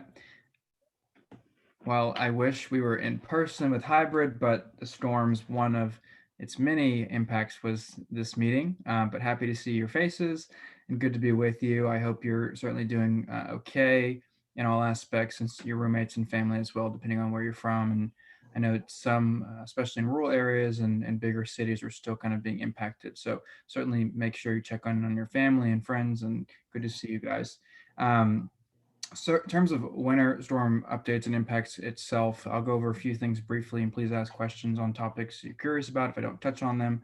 I truly appreciate the amount of involvement that a number of senators had last week as well. I think internet access was sporadic, but I know I got my first phone call from Pro Tem Trosclair probably 2 a.m. on Sunday morning. And then I got my first email from, I think, Chair Jeffress about 3 a.m. And so certainly very active, but very, very needed as well for our students. So thanks for your work. Academic policies, I think, obviously things shouldn't be due before tomorrow morning. So I'm sure you have everything and anything in terms of tests and projects tomorrow morning. So have fun at the library this evening. But if you're having issues with that, if you hear students that had issues with that, we certainly think most faculty members were accommodating, but if not, we've been instructed to tell you that the first step should be your department head level, and that's where you should start if there are troubles with the due dates and things like that that might have come in play this past week. If you have concerns, please share it and see what else we can do. And pass along any other pieces. The second piece, for us obviously is pretty much the cherry on top of last year and already this year too, was this for some of our students, whether it was mentally or financially, whatever it looks like. And so we're looking hopefully over the weekend to start a crowdfunding campaign with the University of Texas at Austin to support students that might need help with winter related costs, whether it's they didn't get to have a paycheck last week and have a little bit less for their bills. Their bills are higher. They need to replace lost food. So we're going to hopefully share that with you guys closer to the weekend or over the weekend into next week, and would love your support in sharing that too. And certainly we'll send more information. It is still very fluid, but excited to get that relief and partner with University of Texas at Austin as well. Students have similar needs and excited to kind of shine light on that. And the thing from you that I ask is if you are hearing from your peers, your students, your roommates even, or yourself, and you have anecdotes or things that students need, please pass that along. If we're asking for funds to support students, we really continuously need to know what students directly are facing and what we can do to support them. So if you have things specifically that I didn't mention, please pass along so we can ensure that administrators and other people actually understand what students might be dealing with. The third thing I would say is Office of Dean of Student Life. We met with her over the weekend, and they have some great resources on their website, whether it's student legal services, student assistance services. If you're having problems with your renter's insurance, you don't have renter's insurance, whatever it looks like with home damage, go to that site, check that out first. If you have concerns, please share. They were really good. We heard concerns over certain specific off-campus larger housing complexes. They directly went and contacted them, made sure students were taken care of, made sure they were getting relocated. So they were really, really helpful. So kudos to that office. And if you have more, please pass forward. Quick SGA update since last time we've met. Obviously, committee roundtable happened. Thanks to our ops director, Jacqueline Askew, now Jacqueline McClenny. Our diversity commission held their student body president panel last night, and I was happy to attend, and it was a fantastic event. Traditions roundtable from our VP of Traditions Enrichment also happened last week. Really good attendance, really, really cool stuff they're working on. I just can't tell you how much cool stuff that we have coming out of the pipeline from our traditions group and our diversity group and others for the rest of this semester. We've got 2 months left. We're really doubling down on that time. We're meeting with Cabinet one-on-one to figure out how we can use the best time for students in this next few months. So if you have suggestions, pass them our way. Last thing is, we are going to see a COVID spike. That is something that is probably expected. But one of our main goals continuously should still be to remain on campus safely, and that's what students want. That's what I want for them. So please continue to share with your friends the importance of just proactive testing, the things we've all been doing that work. That's something we can't reiterate enough. And obviously go vote tomorrow and then go vote Friday. Encourage your friends to do the same. We all love this institution. We all love student government. You all pour a lot of time and effort into it. So let's make sure we advocate for that. I'll echo a lot of what was shared in terms of the sentiment there, and just say that, I've never thought that Texas A&M lacks capable or qualified students to serve. We have an incredible amount of those. So I have full confidence that that will continue next year. Look forward to the 74th session, look forward to next administration, look forward to working with whoever that might be. And I'm happy to answer any questions you might have. Thank you, guys. Are there any questions for SPP Mendoza?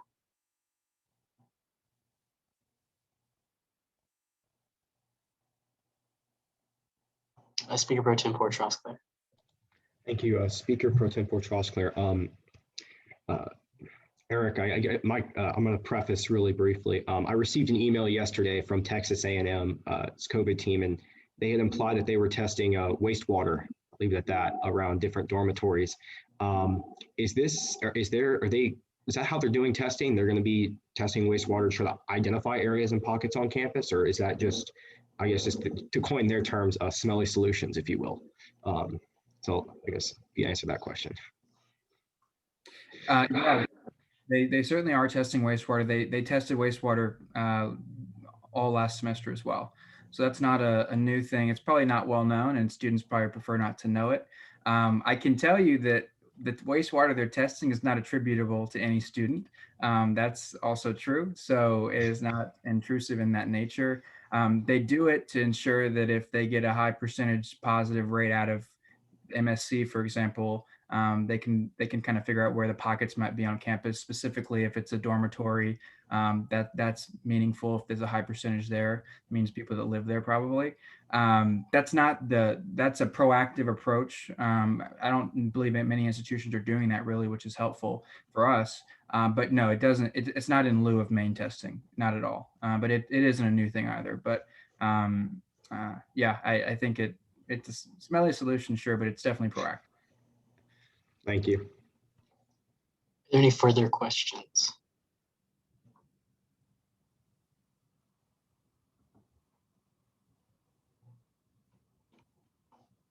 Seeing none, thank you, SVP Mendoza. Chief Justice McIntosh.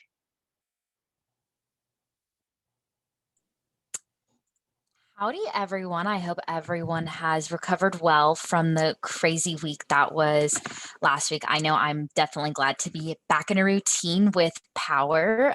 Felt good to be back today in person, that is for sure. As far as J-Court goes, we recently completed our initial screening for the justice applications. We are planning on, as of right now, we will be putting forward 2 new justices. It's all in Eric's hands now from here on out. So we're really excited to get that completed with everyone coming forward. Obviously, elections are this week. We have met as a court and have already picked out good times for us all to meet and hold hearings in the event that we get any appeals this weekend. So if there are any problems that reach my desk, we will be ready to roll as soon as we see them. Other than that, that's about all we've got going on over here. Are there any questions for Chief Justice McIntosh?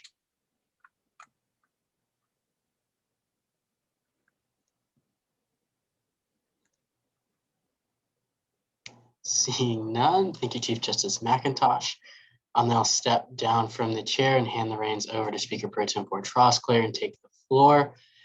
Senate, I want to thank you for the respect and the display of core values that we had throughout tonight's meeting. I know the election season is one that typically comes with much charge and much energy. And so the fact that you all displayed such good leadership throughout the night is extremely, extremely satisfying to me. I know as I graduate at the end of the semester, I'm very, very confident that you all will continue to lead with such excellence this university that we all love so much. As we go throughout the election, we continue to model that, continue to model those core values and what it means to serve Texas A&M excellently.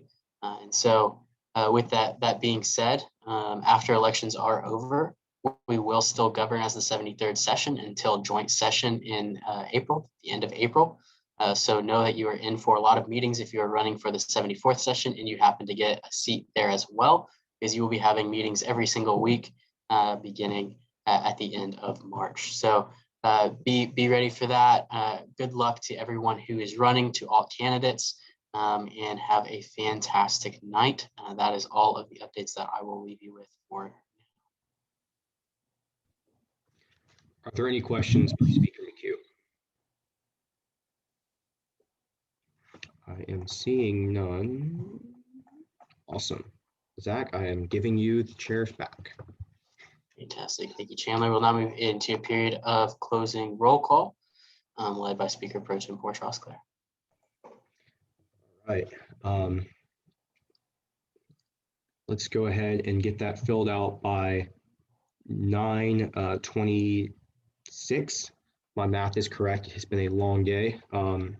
And once you filled that form out, you go ahead and get to leave the meeting. Y'all have a good night. Good luck on any tests and things that y'all have, and I hope y'all have good vibes the rest of the week.